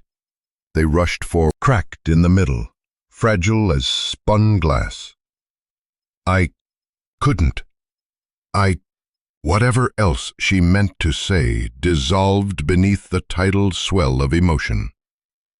Aiden climbed onto the mattress, clutching her wrist. Micah pressed his cheek to her shoulder, sobbing with those silent shakes only children know. Tubes and wires tangled around them, but no one moved to intervene. Tears blurred Caleb's vision. He blinked them back, standing guard beside Valor. The German shepherd watched, ears soft, tail thumping once against the linoleum, quiet applause for a victory no one else in the hospital fully understood. Evelyn closed her eyes, inhaling the scent of her children, smoke and antiseptic, and the faint sweetness of hospital soap. "I kept the blue backpack," she whispered, voice breaking. "I knew you'd need proof, to believe I was still loving you." Aiden nodded fiercely, pulling the charred pack from beneath his blanket, placing it on her lap like an offering. "I saved it, Mommy. I didn't let Daddy burn it." For the first time since the fire, Micah spoke aloud, voice watery but sure. "We didn't forget you." Evelyn's tears slipped sideways into her hair. "Neither did I, my brave boys. Not for a single heartbeat." Caleb stepped back, leaving them framed in sterile light, three silhouettes rethreading the cord that had been severed far too long. He felt Valor press against his knee. "Yeah," he breathed, stroking the shepherd's head. "Job's not done. But this part's ours." In the hallway, Naomi Carter appeared with fresh intel in hand, a grim set to her mouth that said tomorrow would demand grit and speed. But for this sliver of night, Caleb lifted a hand, signaling wait. Let the heart breathe before the hunt begins again. Inside, Evelyn gathered both sons close, IV beeping faster against her pulse.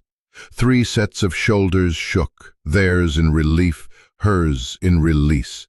until at last the tears eased, and the only sound was a mother's uneven lullaby. I'm here. I'm here. I'm here.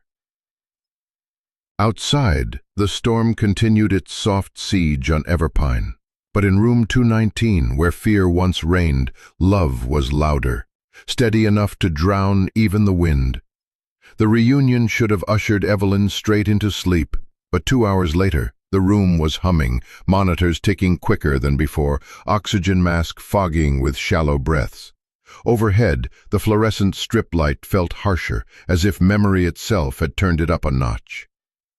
Caleb stood near the foot of the bed, arms loosely folded. Naomi Carter occupied the chair to Evelyn's right, pen poised above a notepad, but mercifully. B.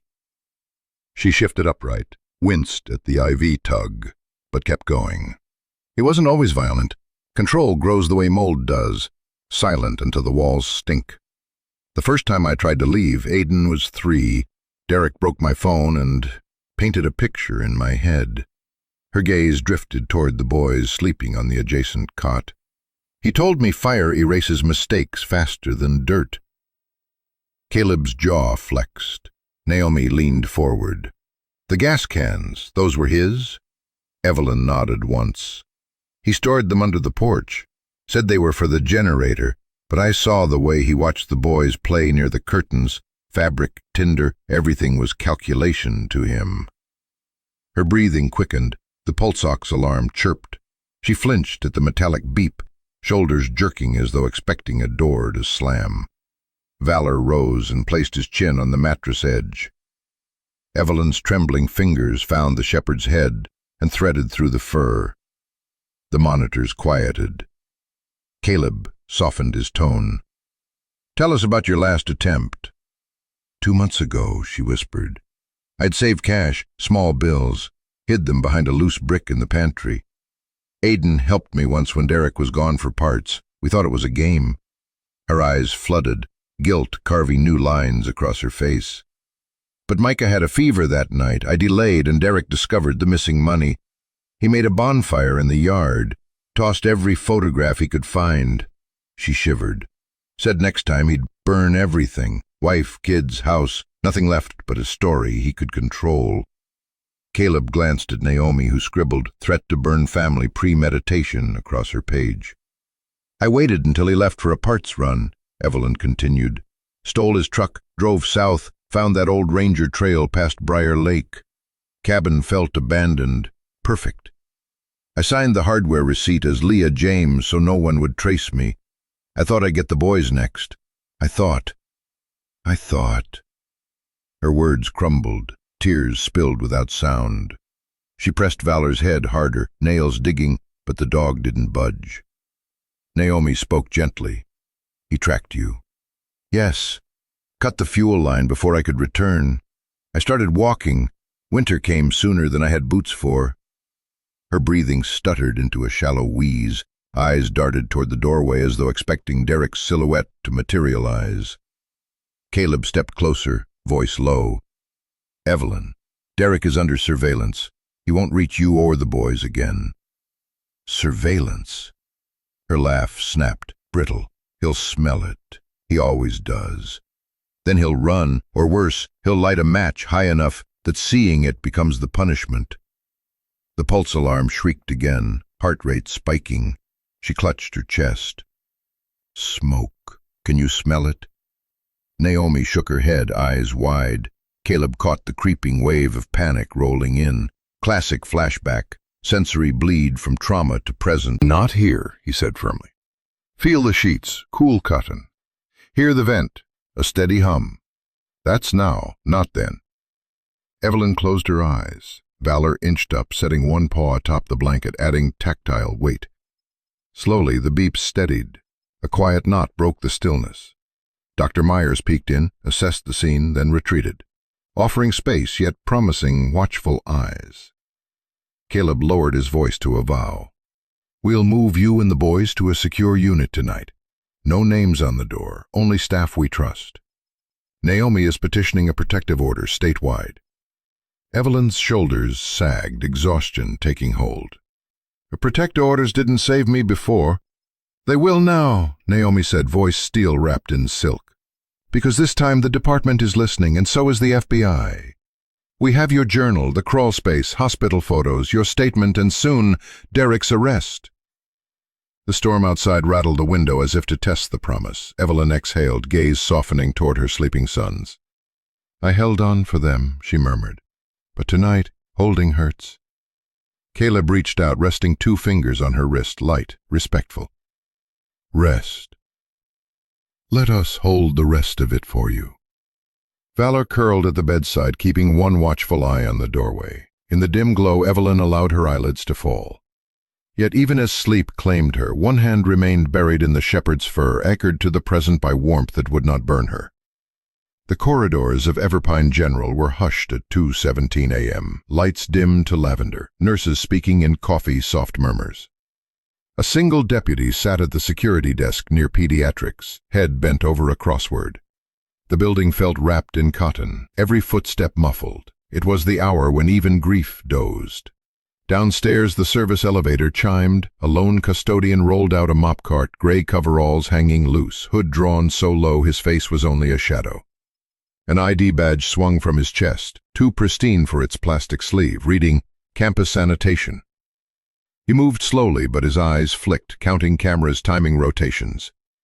In the cart's bottom tray lay a cordless spray bottle, nozzle replaced with the cold barrel of a compact pistol. As he crossed into pediatrics, Valor's head snapped up from the foot of Evelyn's bed. The German shepherd went utterly still, ears spearing the silence. A low growl shivered in his chest, so deep it rattled the IV poles. Caleb, half dozing in the corner chair, felt the vibration before the sound. He straightened just as the hallway motion light blinked to life. Footsteps padded closer, something in their rhythm, too measured, iced Caleb's veins. He stood, hands settling on his holster. Outside the door, the cart stopped. Evelyn stirred, eyes fluttering open. The twins slept on their fold-out cot, unaware. Valor's growl deepened. Then the door slid back. The janitor stepped into the room, head still bowed. When he looked up, Caleb saw him clearly. Gaunt cheeks, dark beard, eyes blistered with fury. Derek Langston. Time fractured. Derek's hand dipped into the cart, fingers curling around the pistol. Caleb shouted, "Gun!" drawing his sidearm in a single motion, but Valor moved first.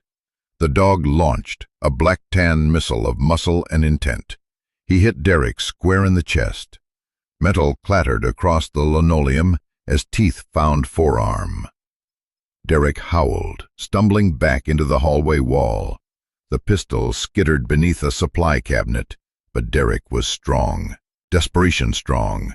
He swung the mop handle like a club, catching Valor across the ribs. The crack echoed. The shepherd yelped, legs folding but jaws still locked.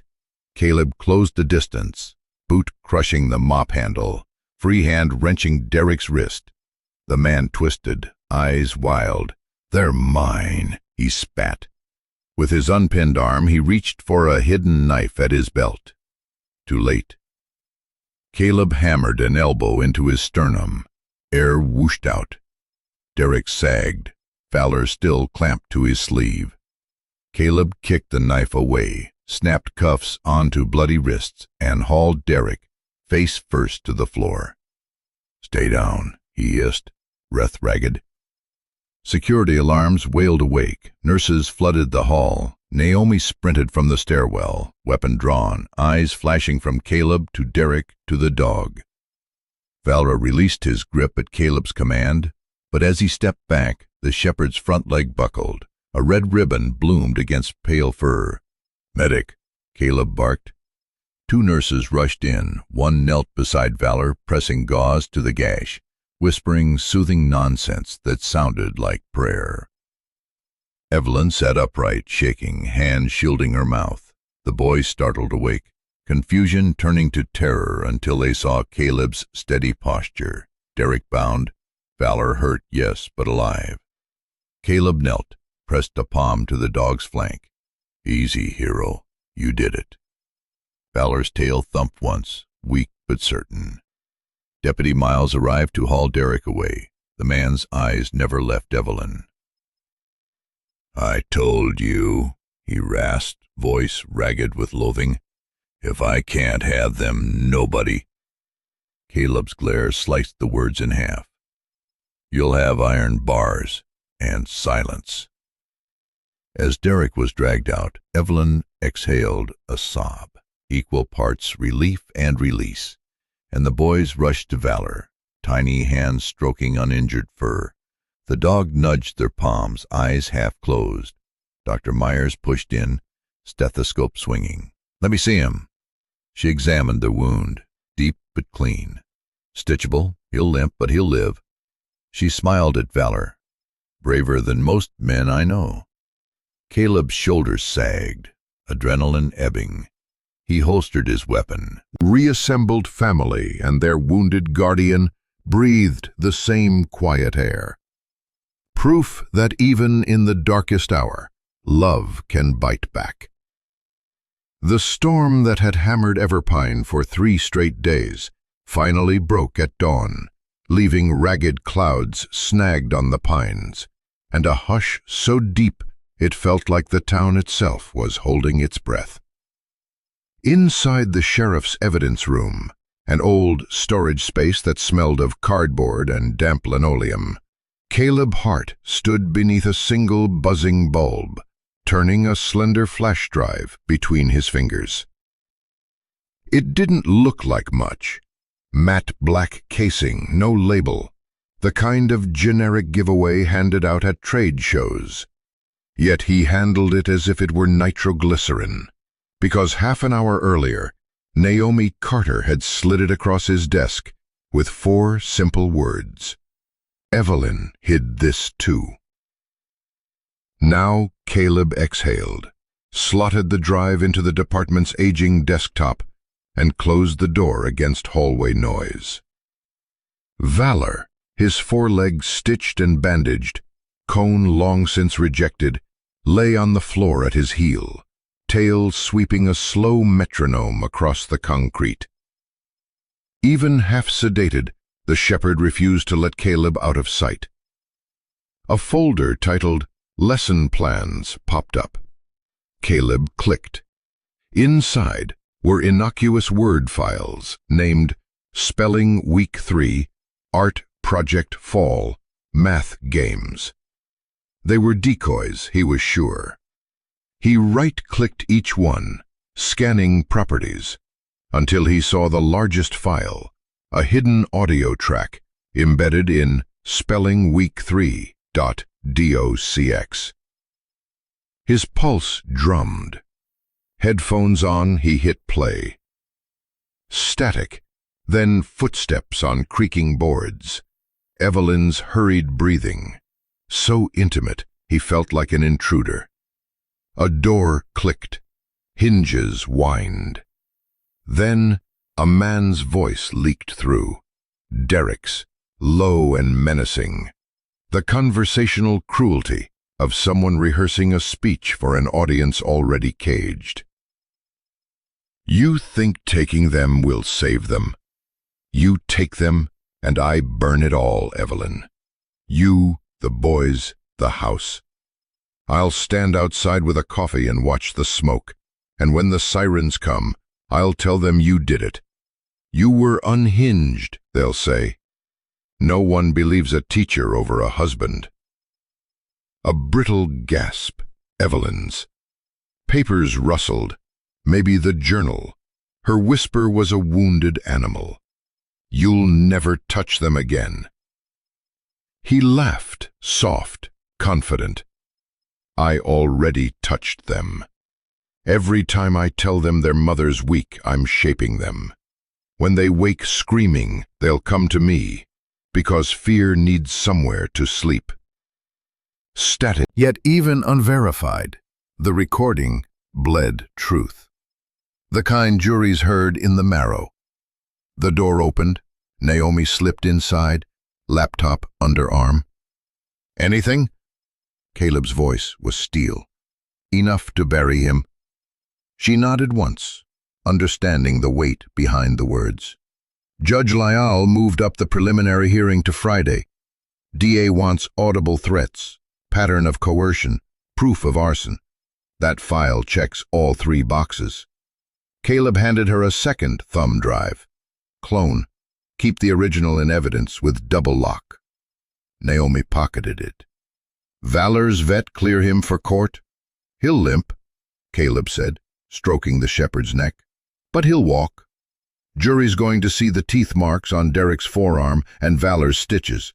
Hard to spin that as self-defense. Naomi's gaze drifted to the monitor, still displaying the bland lesson plans folder. She risked everything to plant that recorder, didn't she? Probably lived every day wondering if he'd find it. Caleb swallowed. She traded sleep for evidence. He thought of Evelyn in the ICU, the way her eyes darted at every distant clang of metal, even with 2 deputies outside her door. Trauma didn't punch once. It pulse-checked, waited, came again. But this clip would help close the loop, proof the system couldn't ignore. A soft knock sounded. Deputy Miles peeked in. Judge signed the emergency relocation. Evelyn and the boys moved to protective housing tonight. Caleb exhaled. One less night breathing antiseptic and nightmare air. Miles added, media's sniffing around. EMT leak, maybe. Sheriff wants a statement before lunch. Caleb's jaw set. Let the sheriff talk. I'm busy. Miles grinned, understanding, then left. Naomi flipped open her laptop. Let's log chain of custody, then I'll push the audio to Hayes at the FBI. He's already linking Derek to that Idaho cabin fire. Caleb nodded, but his focus drifted back to the headphones. The recording's final seconds replayed in his mind. Derek's smug calm, like a man convinced the world was his script. Not anymore. Valor shifted, tried to stand. Caleb steadied him. You rest, partner, he whispered. Showtime soon. The dog licked his hand, then settled with a sigh, as if acknowledging that some battles are won in quiet rooms, under humming bulbs, with evidence that finally speaks for those too long unheard. Outside, the clouds broke just enough for a sliver of light to cut through the barred window, thin but bright, landing square on the modest USB stick resting in an evidence bag. Proof that darkness, recorded, loses power once played in daylight. The federal field office in Pine Bend occupied the 3rd floor of an aging courthouse. Peeling drywall, humming radiators, amber bulbs that never quite in with investigator Naomi Carter at his side. Valor waited in the hallway with Deputy Miles. Orders from the vet. Stitched muscles needed rest. Still, Caleb felt the shepherd's absence like an ache in the ribs. At the far end of the table, Special Agent Callum Hayes clicked through slides on a projector. Mid-40s, trim suit, salt and sand hair, he radiated quiet precision. When he noticed Caleb, he nodded once and pressed the remote. The screen froze on a county coroner photo, charred timber, a basement window yawning black. Morning, Lieutenant, Hayes said. Ready to see where Derek Langston's story really begins? Caleb lowered into a chair. Ready. Hayes tapped the image. 2 years ago, Clearwater County, Idaho, cabin fire, 1 fatality. Angela Weller, age 32. Listed as landlord. Cause of death, smoke inhalation. But note the bruises on her wrists. He zoomed. Dark rings glared back from the corpse photo. House was leased by one Daniel Keene, Idaho later proven fake. Paid cash, vanished the night of the fire. Naomi crossed her arms. Keene is Langston, Hayes advanced slides. Cell tower pings, rental agreements, credit card anomalies. Same burner phone IMEI that later registers in Montana under Derek's name.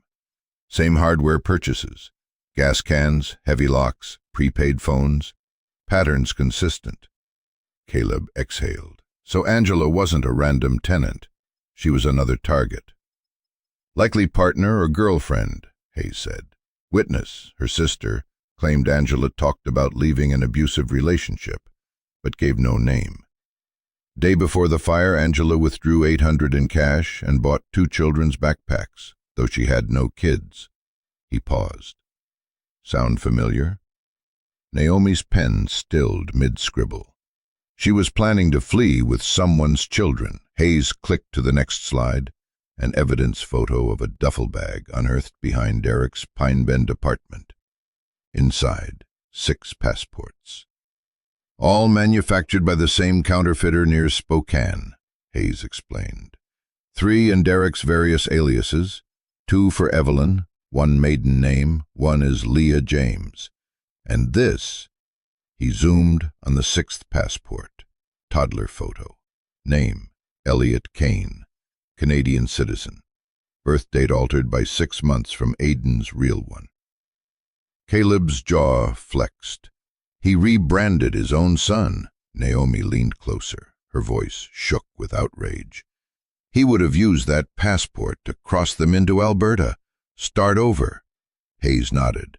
And once safe across the border, he'd torch the identity trail. Literally, if pattern holds. Caleb's mind reeled back to the melted gas cans under the porch. Angela's bruised wrists. Evelyn, shivering, is reopening Angela's case as homicide.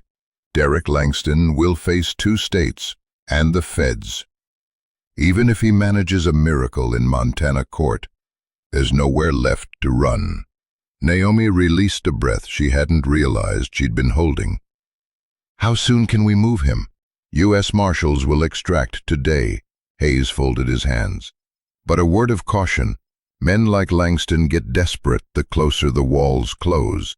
We need airtight security around Evelyn and the boys until transfer. Caleb's eyes darkened. He already made 1 attempt. He won't get a second. Hayes slid a final file across the table, a slim folder sealed with a red evidence sticker. Victim impact prep. Evelyn will need to review before trial. There are photos, from Idaho, from the fire. Gruesome. She should have support when she sees them.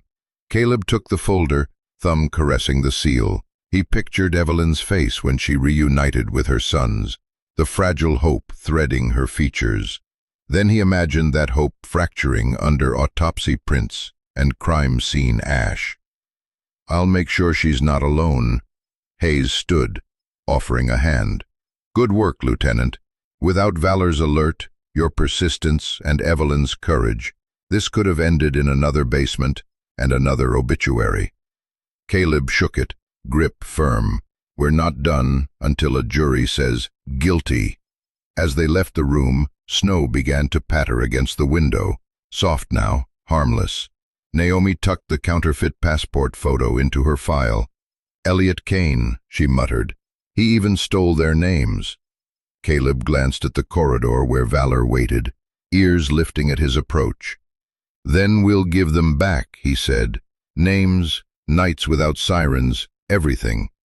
Valor rose, tail sweeping in slow arcs, as if the dog understood that the path from evidence to justice was nearly as long as the trek through Briar Lake snow, but just as clear now. Together they walked toward the elevator, Caleb, Naomi, and a shepherd who still carried stitched proof of the moment fear met teeth, and the building lights felt brighter for it.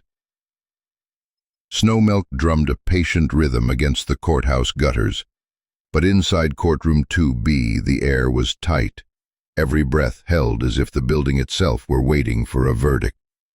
Fluorescent panels hummed overhead.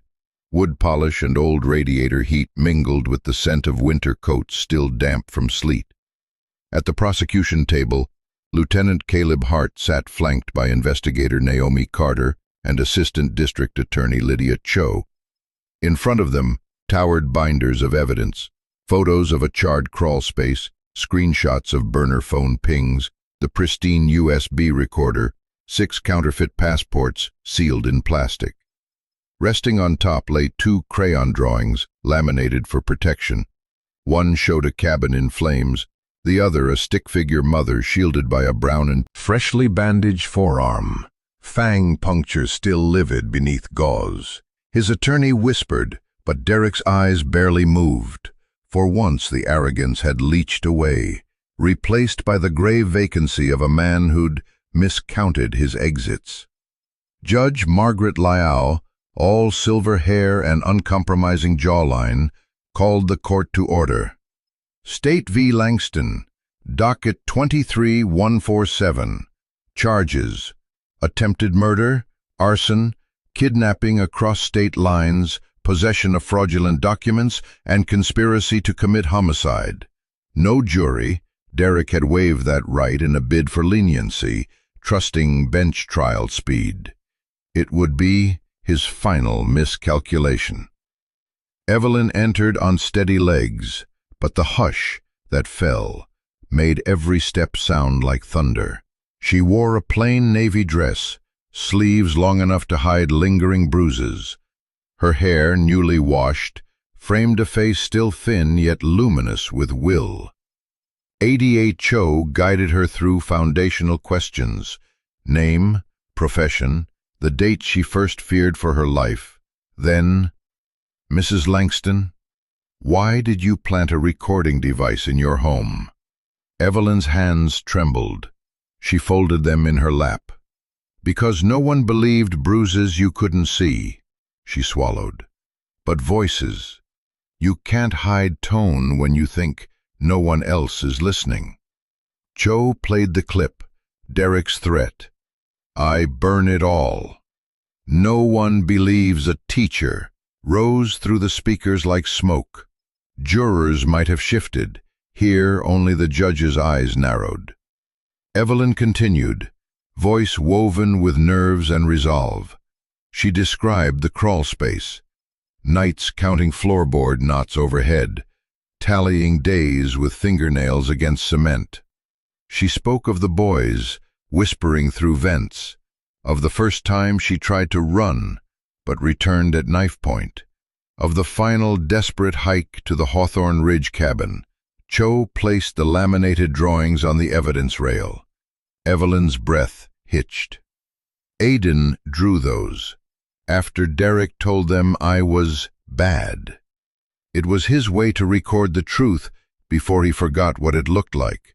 Defense tried to rattle her, suggested she'd staged the fire for custody leverage. Evelyn met Derek's gaze just once. "I was trying to stay alive," she said, and the clarity in her tone felt like a gavel before the real one fell. Caleb testified to rescue details. Valor entered on command, bandaged leg visible, tail giving measured thumps that cracked tension like ice. Judge Lyall allowed the dog to rest at Caleb's side while he recounted the tackle in the hospital corridor. "Officer, why was your dog not muzzled?" Defense prodded. "Because he's trained to differentiate threat from fear," Caleb answered evenly. He detected Tinder. The counterfeit documents demonstrate premeditated flight. The prior fatal fire in Idaho establishes pattern. This court finds you guilty on all counts. Derek's shoulders sagged, no outburst, just the long exhale of a man who realized the oxygen was truly gone. Sentencing came moments later, life imprisonment without the possibility of parole, consecutive to any Idaho conviction.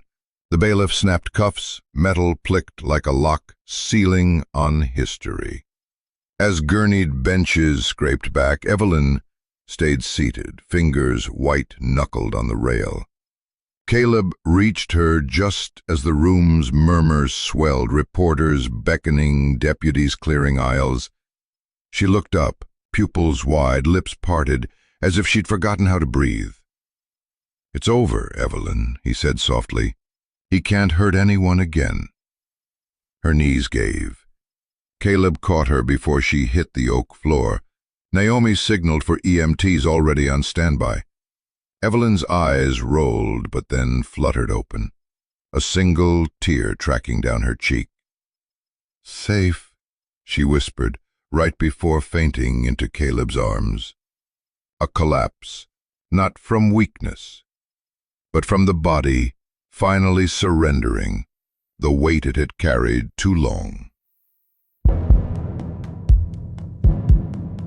Paramedics checked vitals, stable. As they lifted her onto the stretcher, Aiden's drawing slipped from the evidence pile. Caleb picked it up, flames replaced by a wide blue sky, drawn in crayon swirls by a hopeful child. Outside, the courthouse steps were flooded with flashbulbs, but a corridor of deputies shielded Evelyn and the boys. Caleb walked beside the stretcher, Valor limping faithfully at his heel, as dawn's sunlight sliced through retreating clouds, bright, almost golden, like the promise of a life none of them would need to run from again. The old craftsman on Willow Bend Road had never been louder than when silence filled it. After Caleb's wife died, when creaking floorboards and sighing eaves echoed with absence, but on this late March morning, the house throbbed with noise and new life. Caleb stood at the kitchen threshold, watching Aiden and Micah pour pancake batter into misshapen letters. Their aim was chaos, their joy complete. Beside the stove, Evelyn, hair pinned up, sleeves dusted with flour, coached softly, slow wrist, flip quick, cheer any way. When batter spattered her cheek, she laughed, a sound she hadn't trusted in months.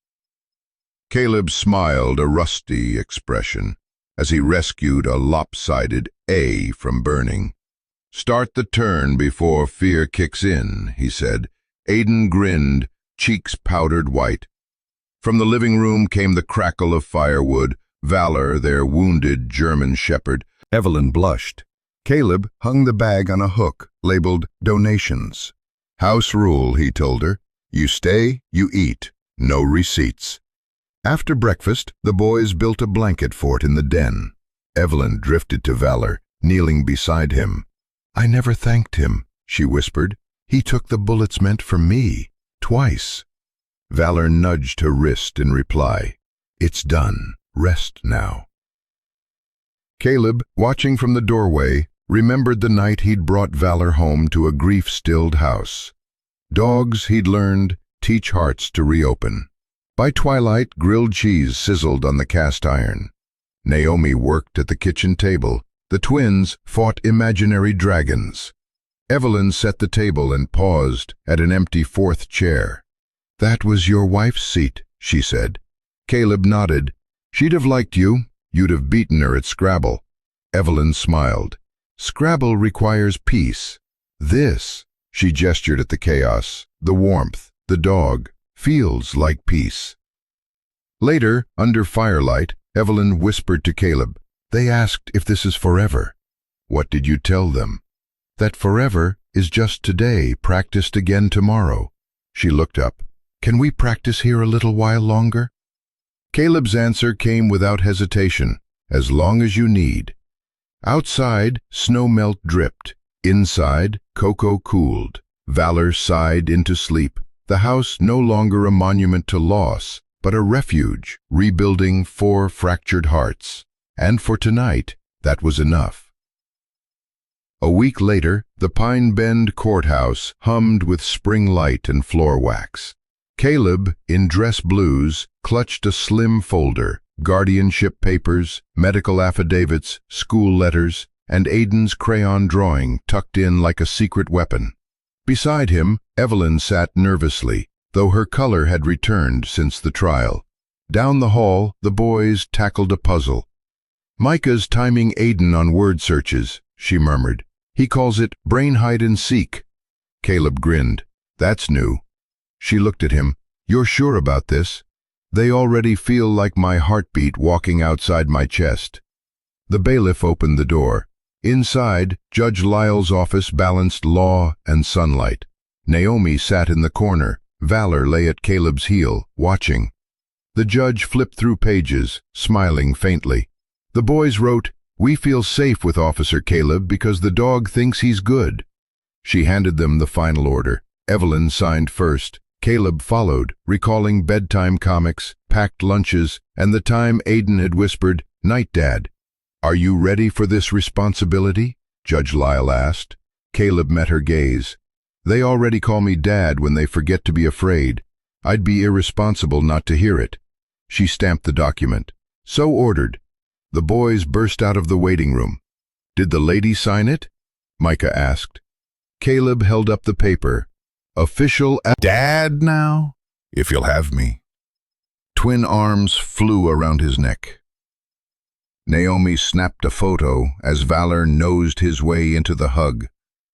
"Ice cream before lunch," she declared. Practically court-ordered.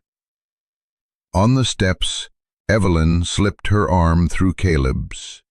"Thank you for choosing them, choosing us." He watched the boys race Valor across the lawn. "Pretty sure they chose me first."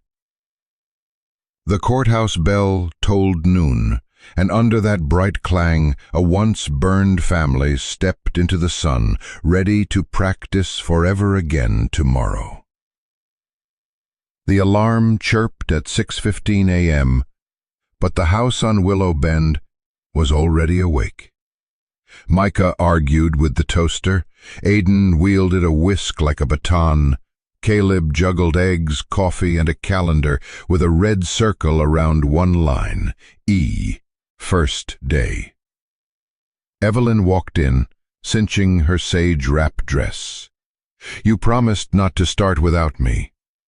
"Emergency pancake surgery," Aiden grinned. "Toast casualty," Micah added. "Call the food detectives." Valor limped in, healed enough to loiter between skillet and floor, dog code for "I'm here if breakfast falls." The kitchen erupted in happy chaos. Evelyn laughed, a sound that no longer startled her. "Speed round, what's one thing you're thankful for?" Aiden, "Burnt toast. It means I tried." Micah, "Dogs, even brown ones." Caleb, "Alarm clocks. They mean life goes on." Evelyn touched the badge beside her bag. "Ms. Lee James." "Second chances," she said, "and classrooms that still smell like crayons." At the school, Evelyn was greeted by Principal Marquez and a classroom bathed in sunlight. She placed Charlotte's Web on the rug. Months ago, she'd read to floorboards. Today, she read to children. By afternoon, she left, tired but alive. Caleb's truck waited at the curb. Valor's head poked out the window. "How'd it feel?" Caleb asked. "Like remembering my name." Dinner was taco night. Micah passed out tortillas like playing cards. Caleb cued jazz. Evelyn waved her spoon like a conductor. At bedtime, under Naomi's fairy-lit fort, Caleb read The Velveteen Rabbit. When he closed the book, Aiden tugged his sleeve. "Dad, can we teach Valor to fetch a book?" "He prefers audiobooks." "Then he needs headphones," Micah murmured, already half asleep. Later, with dishes done, firelight painting soft shadows, Evelyn sat beside Caleb on the rug. Valor sprawled across both laps. Hart adjusted the silver nameplate on his dress blues. It had been months since he'd worn them. They still fit. But today, the uniform carried new weight. Behind him, Evelyn stood with a camera and a small velvet box. "Turn," she teased. He spun, reluctantly. Navy wool, brass buttons, a portrait of steadiness. She clicked the shutter. For the boy's memory book. Aiden and Micah thundered down the stairs, socks mismatched, shirts half-tucked, Valor trotting behind them, his coat freshly brushed, the scar beneath his collar hidden, not gone. Evelyn knelt to open the box. Inside, a custom canine badge engraved Valor Everpine. The town council approved it after lobbying from fifth graders who insisted real heroes wear shiny things. She fastened it to Valor's harness. He sat perfectly still, chest proud. "Officer Doggo, reporting for duty," Micah saluted. Caleb laughed. "Better move out before we get cited for tardiness." They walked the 3 blocks to school under warming sun and blooming lilac. Shopkeepers waved. The twins waved back. Children no longer haunted, now home. At the red brick school, the lot brimmed with cars. Hand-painted signs fluttered, "Welcome our heroes." The auditorium smelled of fresh paint and anticipation. Blue cloth draped the stage. Folding chairs fanned out. Reporters adjusted cameras. Evelyn whispered to Caleb, "This feels like a new chapter." Principal Marquez approached. "You're on after the choir. Watch the kindergartners. Tambourines are dangerous in the wrong hands." Caleb chuckled. They took their seats in the front row. Valor lay beside him, eyes alert, badge catching the light. "Fame fades," Caleb whispered to Aiden, "but courage sticks." Micah asked if their speeches would make their mom proud. Caleb nodded. "She'll love them." The auditorium filled. Naomi, the sheriff, Agent Hayes, even Judge Lyle, in a blazer instead of robes. The lights dimmed. The school choir sang "America the Beautiful." Caleb sat tall in his uniform, ribbons catching light. Evelyn beside him, the twins fidgeting with excitement. Valor steadfast. In that moment, surrounded by townspeople who had once feared headlines but now gathered in healing, Caleb felt something rare. Peace. The choir exited. A hush followed. Principal Marquez. "I remembered what my mom once said, something I didn't understand till that night. Family is who stands in the fire for you." A hush followed, pure and fragile. Officer Caleb didn't know if the roof would fall, but he went in anyway. Valor didn't know if he'd eat again, but he jumped anyway. And my mom, she kept hope in her pocket even when it burned. He nodded at Evelyn. "So today, I want to thank everyone who stands in any kind of fire. Teachers, nurses, dogs, even kids who tell the truth when it's scary. That's family to me." Applause rose like thunder. Micah flushed and ran off stage into Caleb's arms.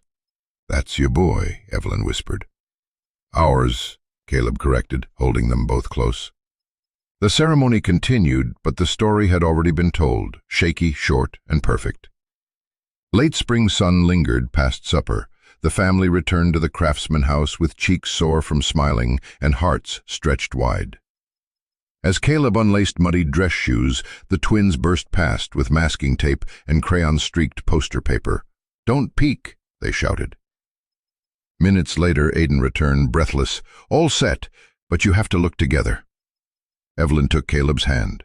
They followed the boys to the robin egg blue wall they'd never decorated. There, hung slightly crooked, was the poster, a square yellow house with green shutters and a front porch too big for scale.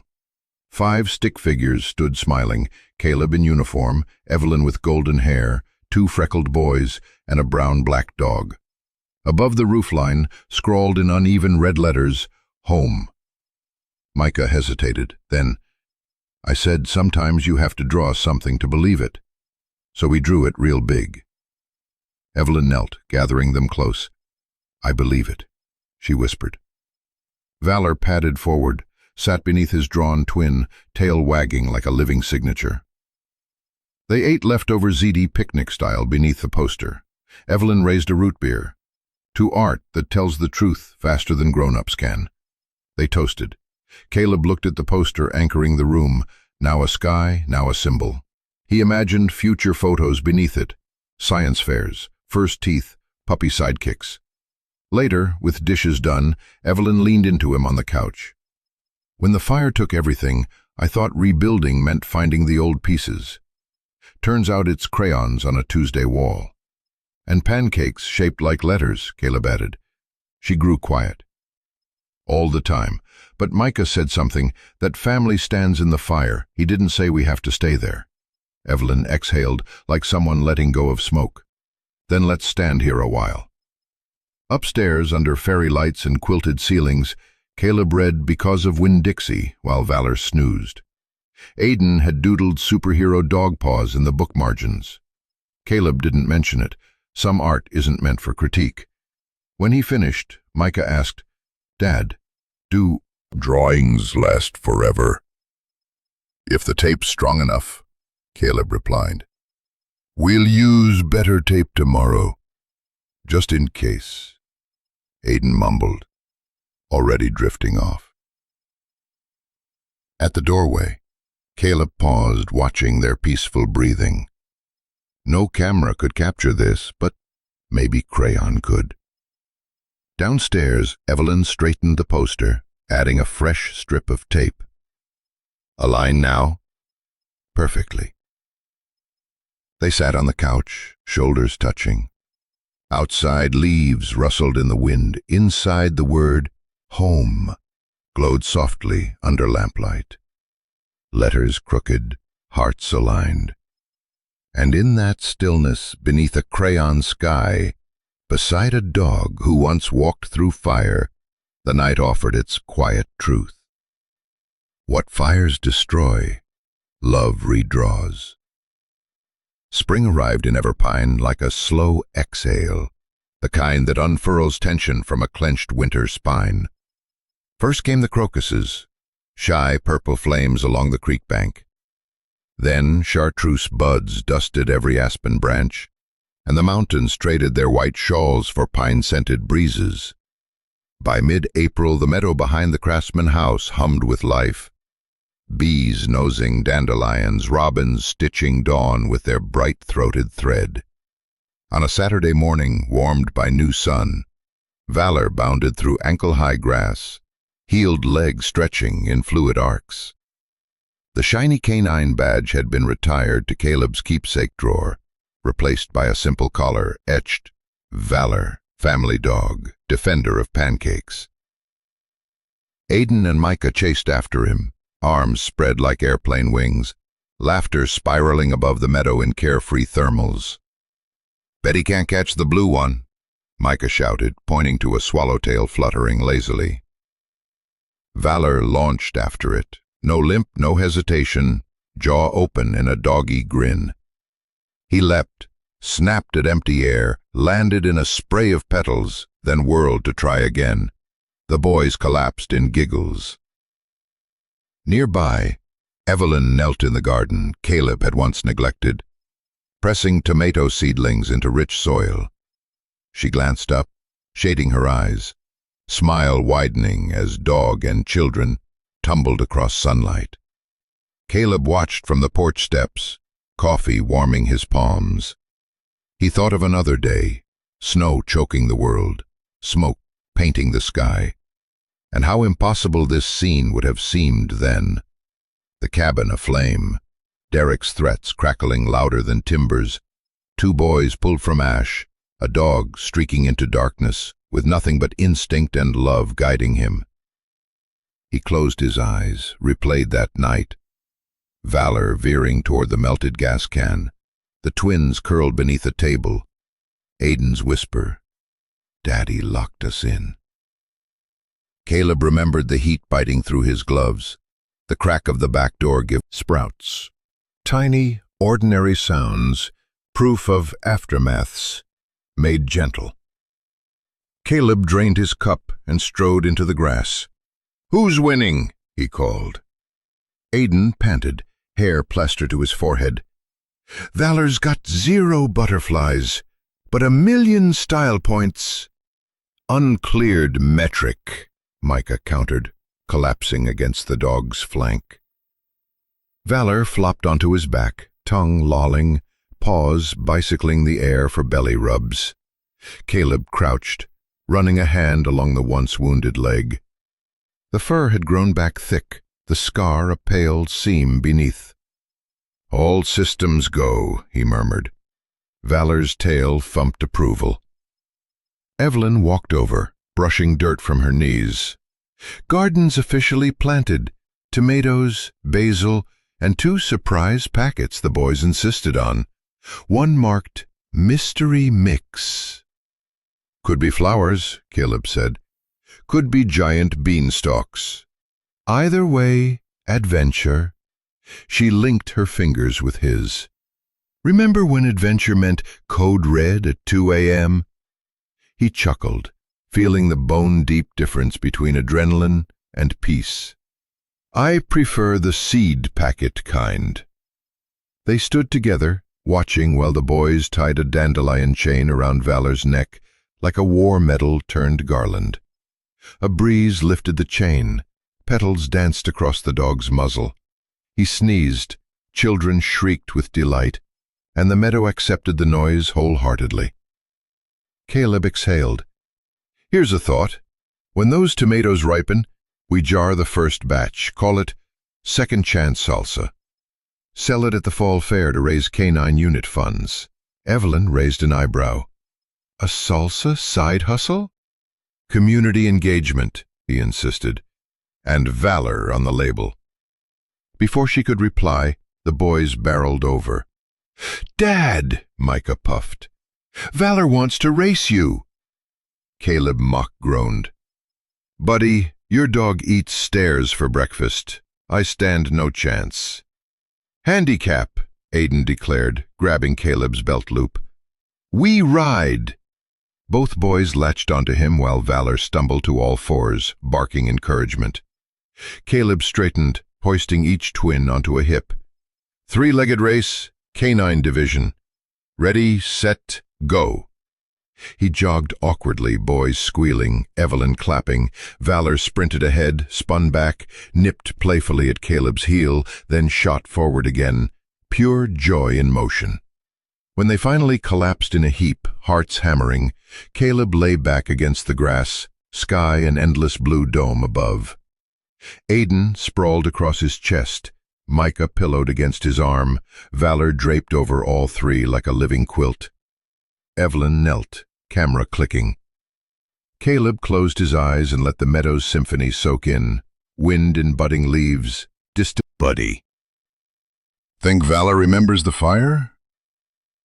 Caleb opened his eyes, met the shepherd's calm gaze. "Maybe. But I think what he really remembers is running out with us." Micah twirled a blade of grass. "Sapphire's not the end of the story." "No," Caleb said, feeling the truth land solid in his chest. "Not even close." Evelyn leaned in, snapping a final photo. "Hold it. Perfect." She lowered the camera, smiled. "The end of one chapter, beginning of the next." In that photograph, the last scene of morning, the silhouettes formed a 5-point constellation. Father, mother, sons, dog, all stitched together by light and healing. Butterflies flitted overhead, careless prophets of resilience. Spring had come, valor was whole, and the meadow stretched wide, ready for every tomorrow. The creek behind the craftsman house whispered like soft ribbon over stone, its water clear after the spring thaw, its banks jeweled with vetch and tiny yellow coltsfoot. Late afternoon sunlight slanted through cottonwoods, dappling the worn plank footbridge where Evelyn sat cross-legged, a leather-bound journal open across her knees. Nearby, Aiden and Micah skimmed stones, each plunk echoing like a punctuation mark in the hush. Valor patrolled the shallows, nose low, tail swaying, occasionally snapping at reflections of clouds. Evelyn uncapped a fountain pen Caleb had gifted her. Dark green barrel, gold nib that caught the light each time she turned the page. She hesitated, then wrote a date in the upper corner. May 7, the first quiet year. The title felt audacious, almost superstitious. Still, she wrote it, claiming ground against the past's eruptions. She drew a breath, glancing toward her sons. "Boys," she called, voice carrying over the water. "Can you come here a minute?" The brothers jogged across the bridge, sneakers thudding, pockets bulging with freshwater treasures, agate pebbles, a bottle-green shard of ancient glass. They collapsed beside her, curiosity bright. "I'm writing a letter," Evelyn said, tapping the page, "to the woman I was when the fire started. I want to read it aloud. Will you listen?" Aiden nodded solemnly. Micah leaned against her shoulder, eyes wide. Valor eased onto his haunches at their feet, ears pricked as though poised to transcribe. Evelyn smoothed the paper and began, her voice trembling at first, but strengthening like a creek after rain. "Dear me, for the woman who thought no one would come. I remember the night you whispered into darkness, 'Please, if anyone is out there, find us before we disappear.' You believed those words dissolved against the crawlspace walls, and maybe they did. First, your boys are not broken. They draw sun-bright houses and label them home. They race a heroic dog across meadows and argue about toast. Fear left marks, yes, but so did love, and the second set of scars glows stronger." Micah's throat bobbed. He pushed a skipping stone across the planks toward her lap, a worry stone freely given. She smiled, then read on. Second, another family grew around the edges. A lieutenant who walks into flame. A German shepherd who translates courage. A detective who files truth until it sparks. A judge who sees bruises that hide under skin. They will stand when your knees buckle. Let them. Evelyn paused, blinking fast. The creek kept its rhythm, a lullaby that neither hurried nor stalled. Third, quiet will come back. It will not resemble the silence of fear. It will sound like morning pancakes, like pencils scratching spelling words, like wind in lilacs while you read Charlotte's Web aloud, and no one flinches at a closing door. You will plant tomatoes whose vines outgrow every memory of gasoline. You will sleep without rehearsing exits. Her voice cracked on that sentence. Valor inched closer, nose nudging her calf, a reminder of present safety. She inhaled slowly, pressed on. Finally, remember, survival does not apologize for joy. Laughter is not betrayal. Healing is not linear. It cartwheels, sometimes face plants, then stands up muddy and laughs anyway. She signed. With trust at last, Evelyn. The pen lifted, ink glistened. For a heartbeat, no one spoke. Water hushed over stones, cicadas warmed their wings. Then Aiden asked, voice small, "Mom, is the woman in the letter still you?" "Yes," Evelyn answered, cupping his cheek. "But she's also a memory I don't live inside anymore." Micah traced the page's margin. "Can we add something?" "Of course." He borrowed the pen and wrote below her name in shaky capitals, "The fire never won." Aiden drew a tiny crayon heart beside it, one he'd fished from his pocket, the stub a faithful stowaway. Evelyn folded the letter carefully, pressed it into a glass jar Aiden had washed clean that morning. She screwed the lid tight. "I thought we'd bury this at the base of that big cottonwood," she said, pointing to a gnarled giant whose roots hunched like ancient shoulders by the creek. "Not to forget, but to remind us where we've been, and how far we walked back." They trudged across damp soil, with Caleb's garden trowel, a peace offering for all holes dug outside garden beds. Micah scooped earth. Aiden placed the jar. Together they covered it, packing soil gently. Valor pawed once, patting approval. Evelyn stood, brushing dirt from her palms. "Someday, if we dig it up, maybe you can read it to your children." Aidan laughed. "Valor, Cool soil, let her sealed like a seed." "Tape or root," she said, drawing both boys close. "Either way, it'll stay." They walked back toward the house where supper simmered, where Caleb would lift a brow at grass-stained knees and pretend to scold. Evelyn tucked the memory of the creek into her chest, boys skipping stones, dog guarding dreams. A letter laid to rest not as a gravestone, but as a foundation. As they crossed the bridge, Micah skipped ahead, tilting his face to sky. "Hey, Mom, what comes after quiet?" Evelyn considered. The creek, the seedling tomatoes, the echo of laughter waiting under the porch light. She squeezed Aidan's hand. "Music," she said, and her smile felt like sunrise. Dusk slid over Willowbend Road like watercolor, lavender soaked into peach, then tipped into deep indigo.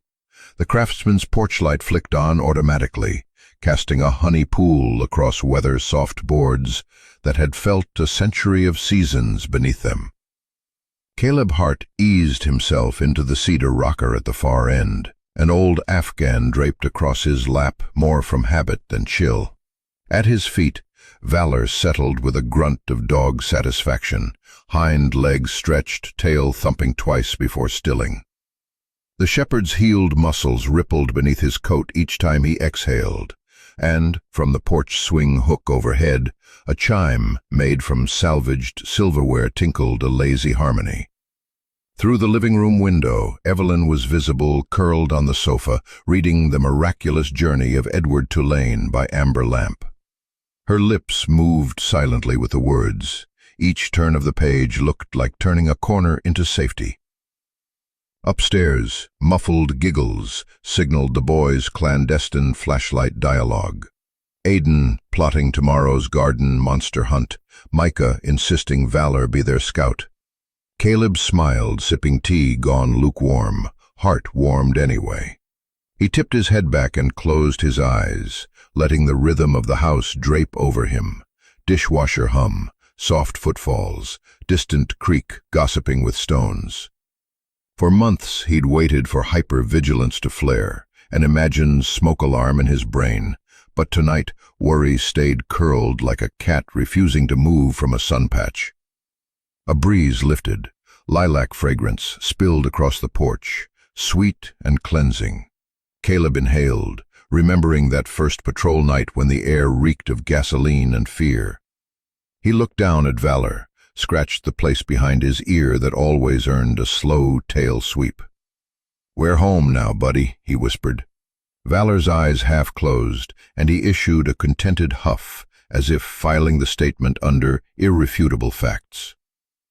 For a heartbeat, Caleb listened to his own words settle into the dusk, amazed at how soft they sounded, compared to every order barked through smoke, every command he'd hurled at fate.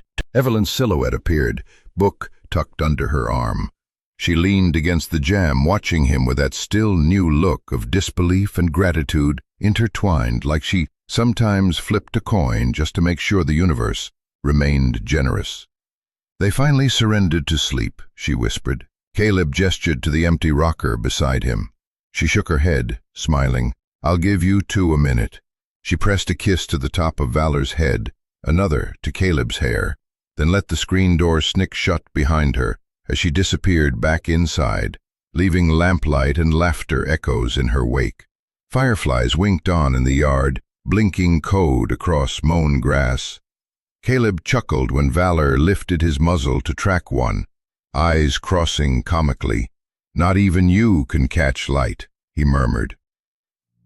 A memory flashed, Valor lunging through black smoke, jaws closing on Derek's gun arm. Light captured after all, in its own way.